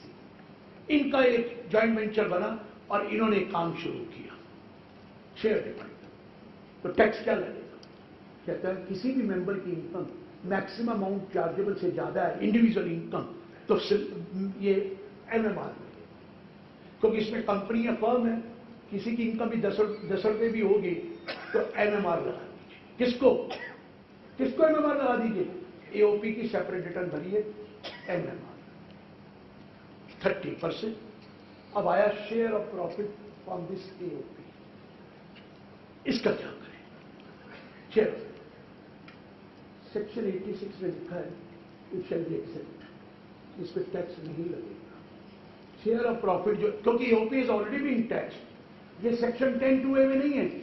आपको पता है सेक्शन 10(2)A में लिखा है share of profit from A firm, share of profit A partner from A firm is fully exempt, share of A profit of A partner from A firm is exempt, but what ever share of A profit of A member from AOP, share of A profit of A member from AOP, ये section 10 में नहीं है, ये section 10 में नहीं दिया हुआ, ये सेक्शन 86 में दिया हुआ है कि ये भी एग्जेम्प्ट होगा, इस पे दोबारा टैक्स नहीं लगेगा उसके हाथ में, ये एग्जेम्प्ट। जब ध्यान से सुनना मैं क्यों बोल रहा हूं, जब ये एग्जेम्प्ट हो गया तो that means you are not suppose to pay tax. लेकिन रुकिए, suppose it is a company और कंपनी को share of profit from AOP आया, अगर शेयर ऑफ प्रॉफिट आया तो बुक प्रॉफिट में आ गया, अगर बुक प्रॉफिट में आ गया तो विल देयर बी मैट और not? The question was will there be MAT और नॉट? क्योंकि मैट में लिखा हुआ है जो सेक्शन 10 में एग्जेम्प्ट है उसको लेस करिए, 1038 को छोड़कर, लेकिन वहां ये नहीं लिखा हुआ जो 86 में एग्जेम्प्ट है उसको लेस करिए। Are you noticing my point? इतने सालों से चल रहा था, इतने सालों से चल रहा था कि लोगों को समझ में नहीं आ रही थी करे क्या। लास्ट ईयर चेंज करना है, इस साल 16-17 में लिख दिया है कि अगर 86 का प्रॉफिट है जो ऑलरेडी टैक्स हो चुका है, उस केस में कंपनी को मैट नहीं। अब तो बिल्कुल क्लियर कर, सो आपको दिक्कत ही नहीं है, जितनी मर्जी AOP बनाइए, उसकी रिटर्न भरिए और जब मर्जी AOP डिसॉल्व कर लीजिए, जो शेयर ऑफ प्रॉफिट आया है डबल टैक्स तो लगना ही नहीं है और मैट भी नहीं लगना। 86 में माफ कर रखा था, लेकिन प्रॉब्लम थी मैट की, the MAT has not been done before. So are you getting my point? The most important change which has taken place is that these days when you are having, you don't have so much of money, you want to go for a joint venture to take up a project of 5,000 crore, 2,000 crore, कहां से करते थे? कंपनियां करती थी तो मर जाती थी, कहते थे हमें डबल टैक्स पड़ रहा है, एक तो 30% AOP दे रहा है, उसके बाद हमें मैट पड़ता है, although it is except. But now from this assessment year 16-17 बड़ी मुश्किल से करवाया, 16-17 तो उनको समझ नहीं आई क्या चीज है, they never realized that this is the problem which we were facing. So now there is no MAT applicability if that income is exempt under 86. 10 वाला तो पहले से था, अब वो इनकम 86 में भी एग्जेम्प्ट है, absolutely no problem, MAT activity नहीं, सो मैट नहीं। अब ऐसे भी केस हो सकता है कि उसमें इंडिविजुअल मेंबर्स हैं और किसी की इनकम मैक्सिमम अमाउंट से ज्यादा नहीं है और AOP को इनकम हुई, there are 5 person who join together and no one has a income exceeding maximum exemption. उस केस में AOP को टैक्स लगाना है, 167B सबसेक्शन 2 में लिखा है नॉर्मल रेट से लगना है। मैक्सिमम से नहीं लगना, नॉर्मल रेट से लगना। लेकिन रुकिए, वो नॉर्मल रेट लग गया तो उस केस में वो जो शेयर ऑफ प्रॉफिट मेंबर को आएगा वो उसकी इनकम में ऐड हो जाएगा और ऐड होकर उसको रिबेट मिलेगी under section 86 at the average rate. क्या कंफ्यूजन कर रखा है कि मैं 5 आदमी इंडिविजुअल है, किसी की इनकम 2.5 लाख, सबकी 2.5 लाख से कम, एओपी बना ली, एओपी की इनकम आई, एओपी ने टैक्स देना है, किस रेट से देगा? मैक्सिमम मार्जिन में। अगर तो एमएमआर दे दिया फिर तो प्रॉब्लम ही नहीं है मेंबर्स को, वहां पर एमएमआर दे दिया, नॉर्मल रेट दे दिया, and if you have given a normal rate, still that share of profit will be included in your income which is less than exemption limit, which is less than exemption limit. After adding that share in your income, calculate tax and then take rebate of that at the average rate of tax. मैं एक example देता हूं, बड़ा simple तो नहीं है, बस करने की कोशिश करता हूं। आपकी इनकम 2 लाख है, your income is 2 lakh, share of profit आया एओपी से 6 लाख, 2 लाख पे टैक्स नहीं देना था, वो उस पे ऑलरेडी टैक्स किसने दे दिया? एओपी ने। एओपी ने टैक्स दे दिया, वो टैक्स लेस नहीं होगा, आपका 6 लाख आ गया। सो 2 + 6 8 लाख आपकी इनकम, 5 लाख पे टैक्स बना कितना? 30,000, 2.5 लाख माफ है 25,000, और बाकी 3 लाख पे बना 60,000। एम आई राइट? 60 + 20 25 85 कितने पे बना? 8 लाख। 85,000 प्लस वो करना है, करिए नहीं तो ना करिए, उसको पहले average they. 85 divide by 8 lakh multiplied by 100 कितना बना? 10 पॉइंट समथिंग। तो आपको जो 6 लाख जोड़ा है उस पर 10.5 से रिबेट मिल जाएगा, मतलब जो 2 लाख आपका बचा है उस पर टैक्स लग गया कितना? 10 पॉइंट। मैं टोटल समझो 10 लाख आपकी इनकम है और 10 लाख के ऊपर टैक्स बना 1,30,000 रुपया, तो 13% हुआ। 13%, 8 लाख पे 13% की रिबेट मिल जाएगी, बाकी 2 लाख पे क्या टैक्स लग गया? 13% लग गया, कि हालांकि आपकी इनकम एग्जेम्पशन लिमिट से कम। कितना कॉम्प्लिकेटेड प्रोसीजर है सर। ये एओपी बीओआई है जिसको हमने कभी बॉदर नहीं किया है, लेकिन ये 167B सबसेक्शन 2 में क्लियर किया हुआ है, अगर मेंबर की इनकम एग्जेम्पशन लिमिट से ज्यादा है तो एमएमआर, किसी भी मेंबर की इनकम एग्जेम्पशन लिमिट से ज्यादा नहीं है तो normal rate, if there is a normal rate, calculate share as per section 67 and then go for a rebate under 86 read in section 110, और ये मैंने एवरेज आपको बताया। इसके बाद आपको जो रिबेट, सर ये है सर इन नटशेल, क्योंकि मुझे बड़े क्वेश्चन भी लेने हैं, the gamete of 7 kind of AOP BOI, but please note AOP BOI की रिटर्न जाने के लिए फॉर्म अलग अलग है। पहला फॉर्म अगर वो 139(4)A की रिटर्न है चैरिटेबल ट्रस्ट की, रिलीजियस ट्रस्ट की, 139(4)B की रिटर्न है आपकी पॉलिटिकल पार्टी की, 139(4)C की रिटर्न है या 4F की जो ट्रस्ट आया इन्वेस्टमेंट ट्रस्ट की है, इन सब की इनकम पर फॉर्म 7 जाना है। जो ट्रस्ट प्राइवेट ट्रस्ट है, शेयर डिफाइंड है, उस केस में ट्रस्ट की रिटर्न नहीं जानी, बेनिफिशियरी की रिटर्न जानी है। अदरवाइज जो सोसाइटी रजिस्टर्ड और सोसाइटी रजिस्ट्रेशन एक्ट है, या कोऑपरेटिव सोसाइटी है, या ट्रस्ट शेयर नॉट डिफाइंड है, या चैरिटेबल ट्रस्ट की तो फॉर्म 7 जाना है। प्राइवेट ट्रस्ट है, इनके लिए फॉर्म 5 जाना है। फॉर्म 5 में 90% केसेस में आपको देखोगे कि वो एमएमआर लेगा, जब तक कि आप उसको स्पेसिफिकली टिक ना करो कि ये कोऑपरेटिव सोसाइटी है। द मोमेंट आप टिक करोगे कोऑपरेटिव सोसाइटी है, automatically rate different calculate. Moment आप टिक करोगे प्राइवेट डिस्क्रिशनरी ट्रस्ट है, ऑटोमेटिक रेट डिफरेंट होंगे, वो मांगेगा शेयर डिफाइंड और नॉट डिफाइंड, इमीडिएटली मांग लेगा। So my point is kindly be sure that you are filing a return, किसकी return.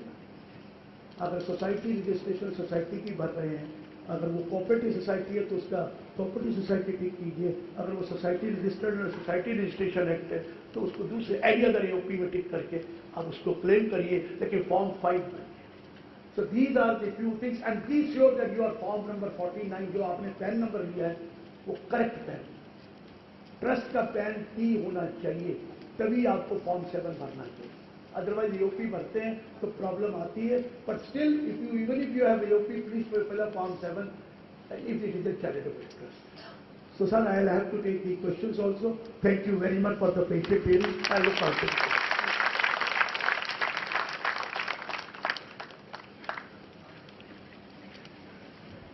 I acknowledge the presence of our second faculty, CA Tusharbai Himani is already here. Friends, when we have authority on income tax, Dr. Girish Ahuja, I am sure you would not want to miss the opportunity of asking questions. So whatever questions you have, you can please ask her right now. Thank you. Abdul bhai, mic. The mic will be circulated so you can ask the questions. Regarding debts on housing society.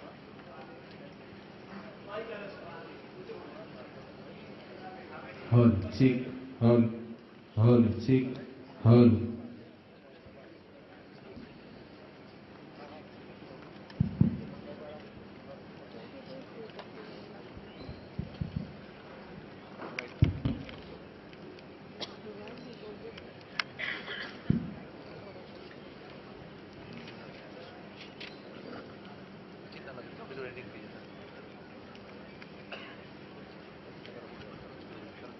In cooperative housing society, if transfer fee has been paid by the prospective purchaser for the transfer of flat, so prospective purchaser is not a member. He becomes a member, then only he pays the money.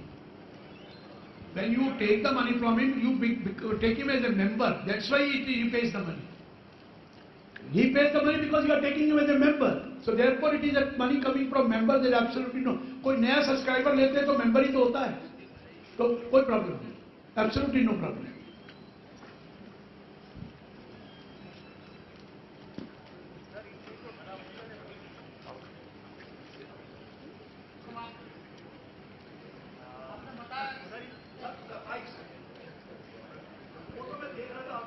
Hello. Sir, AOP trust not registered under 12AA, whether it is compulsory to file Form 10D. Trust not registered under 12AA, whether it is compulsory to file Form 10B. Form 10B. क्या होता है Form 10B? Audit report. Audit report. Audit report कब ली जाती है? जब आपको exemption लेनी है सेक्शन 11 में. सेक्शन 11 में एग्जेम्पशन मिलेगी? No. Tell me, No. will you get any exemption under section No. 11? No. That's all. So what, even if you file, there is absolutely no point, because there are two conditions for claiming exemption under 11. Number one is you must be registered, and secondly you must get your accounts audited. Audit करा लिया लेकिन registered नहीं है, तो आपको exemption तो मिलनी नहीं है. तो audit report दो या न दो कोई फर्क नहीं पड़ेगा. मैं statutory audit उसकी audit की बात कर रहा हूँ जो 10B की बात कर रहा हूँ.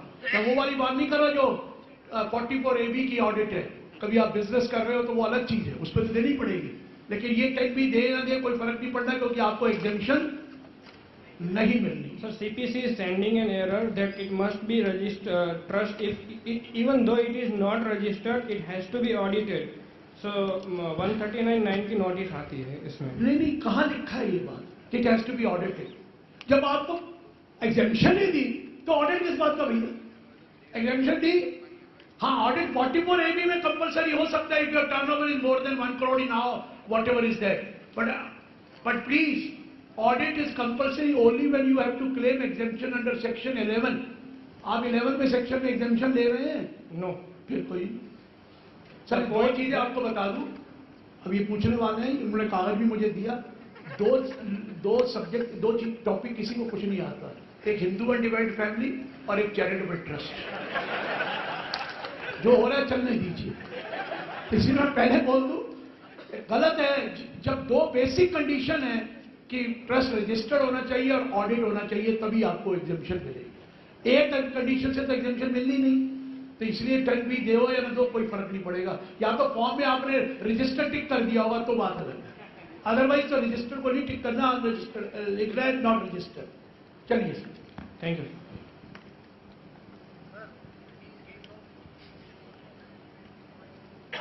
इधर mike please this side. 1 minute sir, आ रहे भाई कर।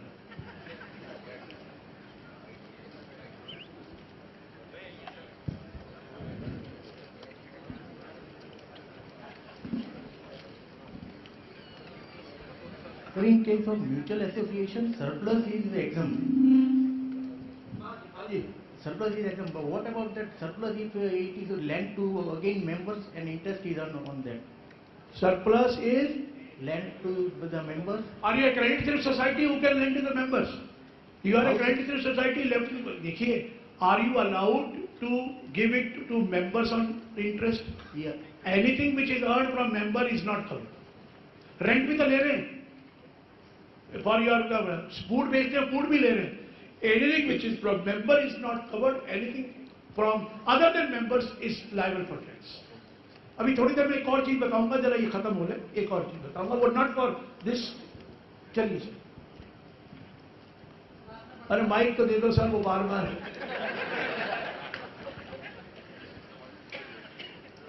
मैं तो डरता हूँ, माइक भी डरता है इनसे. चलिए सर. सर, आपने बताया कि 161 का जो ट्रस्ट का है, स्पेसिफिक ट्रस्ट का 161, हाँ. तो ईच बेनिफिशियरी का रिटर्न भरना है और इस बेनिफिशियरी के नंबर से भरना है. तो अगर बेनिफिशियरी खुद की इनकम टैक्सेबल है तो दूसरा रिटर्न कैसे? वेरी गुड क्वेश्चन, मैंने जान के छोड़ा था. इनका पॉइंट ये है, बेनिफिशियरी की रिटर्न जानी है ट्रस्ट की, और बेनिफिशियरी की अपनी भी इनकम हो, और क्योंकि स्लैब रेट ऑफ टैक्स है तो फिर कैसे टैक्स होगा? ये गेटिंग माय पॉइंट. ये ग्रे एरिया था, लेकिन एक 166 सेक्शन है. AO has a right to tax directly the trust beneficiary instead of the trustee. तो उस केस में AO क्या कर सकता है कि बेनिफिशियरी को सीधा नोटिस दे कि तू रिटर्न भरेगा इसकी अपने इनकम की, टोटल उसकी भी और उसकी. 166 सेक्शन उसके लिए है. Otherwise it is a grey area, let me tell you. Otherwise क्या करते हैं, अगर उसकी बेनिफिट, अगर AO हमें नोटिस नहीं देता तो हम ट्रस्टी को कहते हैं ये हमारी इनकम भी इंक्लूड कर. नहीं तो 2 एग्जम्पशन तो मिल नहीं सकते. सर देखिए, मेरी ट्रस्ट की इनकम आई, मेरा शेयर आता है 3 लाख रुपए, मेरी अपनी इनकम है जिसका 4 लाख रुपए इनकम है. अब मैं 2 एग्जम्पशन तो ले नहीं सकता. 2 एग्जम्पशन में फिर स्लैब रेट का प्रॉब्लम आएगा. तो हम 2 चीजें करते हैं, या तो अपनी इनकम उनको बता देते हैं ट्रस्टी को, please include this income also, या फिर I can also file a return even if without receiving a notice from AO. We can file a return to avoid that problem of ये जो slab rate exemption का problem. यही करते हैं, practical में यही हो रहा है. प्रैक्टिकल में ये हो रहा है. Sir, how to construe the meaning of relative dependent within the meaning of proviso to section 164? Whether that dependent word should be construed as financially dependent or shelterally dependent? देखिए ऐसा है, वो आप जो बोल रहे हैं कि there is the only trust created by this and he is dependent, यही है ना. अभी तक ये वर्ड नहीं बताया गया कि होली डिपेंडेंट वर्ड नहीं लिखा, डिपेंडेंट लिखा है. Sometimes you may be having a very insignificant part of an income, which is you are not able to survive also with that. तो उतना वो इनकम को डिफाइन नहीं किया. हमने इनको बोला भी था, at least you should write some amount of income की he should have income above that. वो कहते हैं ये बड़ी नॉर्मल सी चीजें हैं, छोटी मोटी इनकम 10-20 हज़ार रुपये अगर वो कमाता है तो 10-20 हज़ार में उसका गुजारा नहीं हो सकता. तो इसलिए हम उसको डिपेंडेंट ही मानते हैं बेसिकली. लेकिन अभी तक law has not specified what is the meaning of dependent. They have not used the word wholly dependent, but they also not used the word how much is the income he should have. But if it is a negligible income, they avoid, they say he is dependent. Financial or shelterly? So dependency should be viewed from the viewpoint of shelterly dependent or financially dependent. If a son is earning say 50,000 rupees, unable to have financial ही होता है. दूसरा income tax में तो हम finance की बात कर रहे हैं, दूसरा डिपेंडेंट किस बात का है? shelter wise dependency होती है. नहीं सर, शेल्टर वाइज डिपेंडेंट की बात. So in a case a son is getting say 25,000 salary and he is staying with his father but is unable to afford to have a separate flat, then is he a dependent? Is he a dependent? कि वो 25,000 कमा रहा है कि तो बेचारे का 25,000 में गुजारा नहीं चलता है, वो नहीं है. यहाँ तो डिपेंडेंट फाइनेंशियली डिपेंडेंट की बात, financially dependent, not on that. For Sir, in case of a discretionary trust created through will being only trust, it has a business income in one case, or in another case it is a no business income. What is the tax liability in both the cases? And what is the return ITR number to be filed in both the cases? Return is of the beneficiary share defined? No, sir. A discretionary trust created through will and being the only trust through will. Only trust created, yes. And it is doing business. What is the tax liability and what is the ITR to be filed? You are pointing out, first point, is share defined or not? Shares are not determined. If the share is not determined, you have to file a return of the trust. Yeah. But in that case, you will have to write that trust that वहाँ पर एक column है जिसपे लिख रहा है, is the only trust created by will. If it is yes, तो automatic वहाँ टिक करना पड़ेगा. Only trust created by will. तो आपका आ जाएगा. And what is that ITR number to be filed? वो तो 5 ही है. 5. ट्रस्ट की रिटर्न 5 में जाती है प्राइवेट की. प्राइवेट है ये, चैरिटेबल नहीं है. Private trust has to be filed if it is a trust return. If it is a beneficiary return, then it is the return of the beneficiary form. And in the another case, the same trust created, same type of trust created through will and being the only trust doing business. And shares are indeterminate. Shares are determinate. Indeterminate. Indeterminate तो अभी करा ही है. It was not doing business. Now this trust. Having a business income Yeah. and only trust created. Yeah, only. वो प्रोवाइजर लिखा है ना 164(1) में कि उसको भी नॉर्मल रेट लगेगा. प्रोवाइजर टू सेक्शन 164(1) पढ़िए, उसमें यही लिखा है. ओनली अगर बिजनेस इनकम भी है लेकिन ओनली ट्रस्ट है तो it will be normal. This is प्रोवाइजर. Whether the trust through will does business or does not do business will be taxed as the normal rate. या नॉर्मल रेट. पहले में उन्होंने regional word लिखा नहीं, आखिर में प्रोवाइजर में लिख दिया कि अगर बिजनेस भी है लेकिन ओनली ट्रस्ट क्रिएटेड है तो वो नॉर्मल रेट लगेगा. प्रोवाइजर टू सेक्शन 164 सब सेक्शन 1. प्रोवाइजर यहाँ प्रोवाइजर है, 2 प्रोवाइजर है. सेकंड प्रोवाइजर है ये. फर्स्ट प्रोवाइजर तो वही है कि ये ट्रस्ट में नॉर्मल रेट लगेगा जो मैंने बताया था, no income of that trust. उसके नीचे दूसरा प्रोवाइजर फर्दर प्रोवाइडेड है. Second proviso to this. सब लेडीज फर्स्ट. मान ही था तो मैं क्या कर सकता. आ रही बेटा आ रही. In case private discretionary trust and shares not determined, then while applying for PAN, I should apply under the status private discretionary trust. shares not determined. And when applying for PAN, I should tick under the head under for status AOP or trust. बेटा वो private discretionary का अलग नाम आएगा drop, वहां पर आपको उसको टिक करना है. Private discretionary trust AOP. देखिए एक आता है एओपी ट्रस्ट, वो चैरिटेबल वालों के लिए है. एक प्राइवेट डिस्क्रिशनरी ट्रस्ट अलग आता है ड्रॉप, उस ड्रॉप को टिक करना. नहीं आता सर प्राइवेट डिस्क्रिशनरी.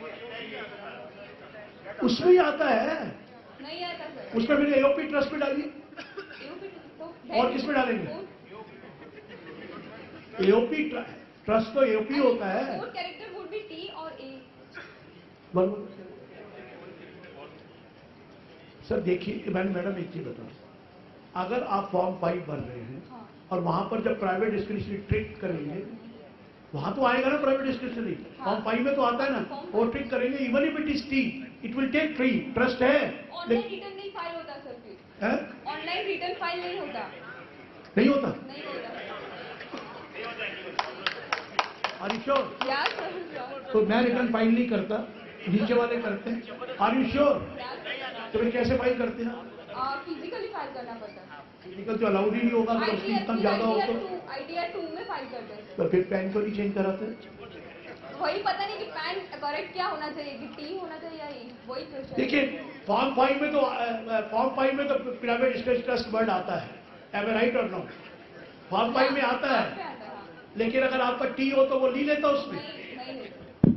श्योर है? Anybody else who can support this view? That means that we will have to change the PAN. It will be any other AOP. Then we'll take it any other AOP. We'll have to take any other AOP then.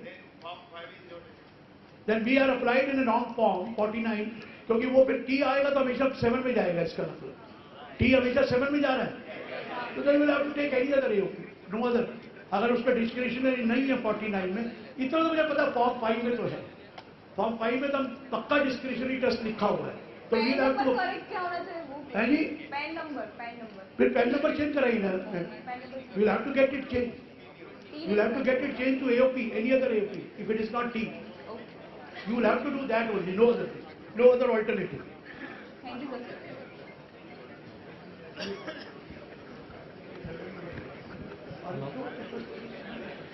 Sir, so there is a charitable trust which is not registered under 12AA and also not registered under Charitable Trust Act.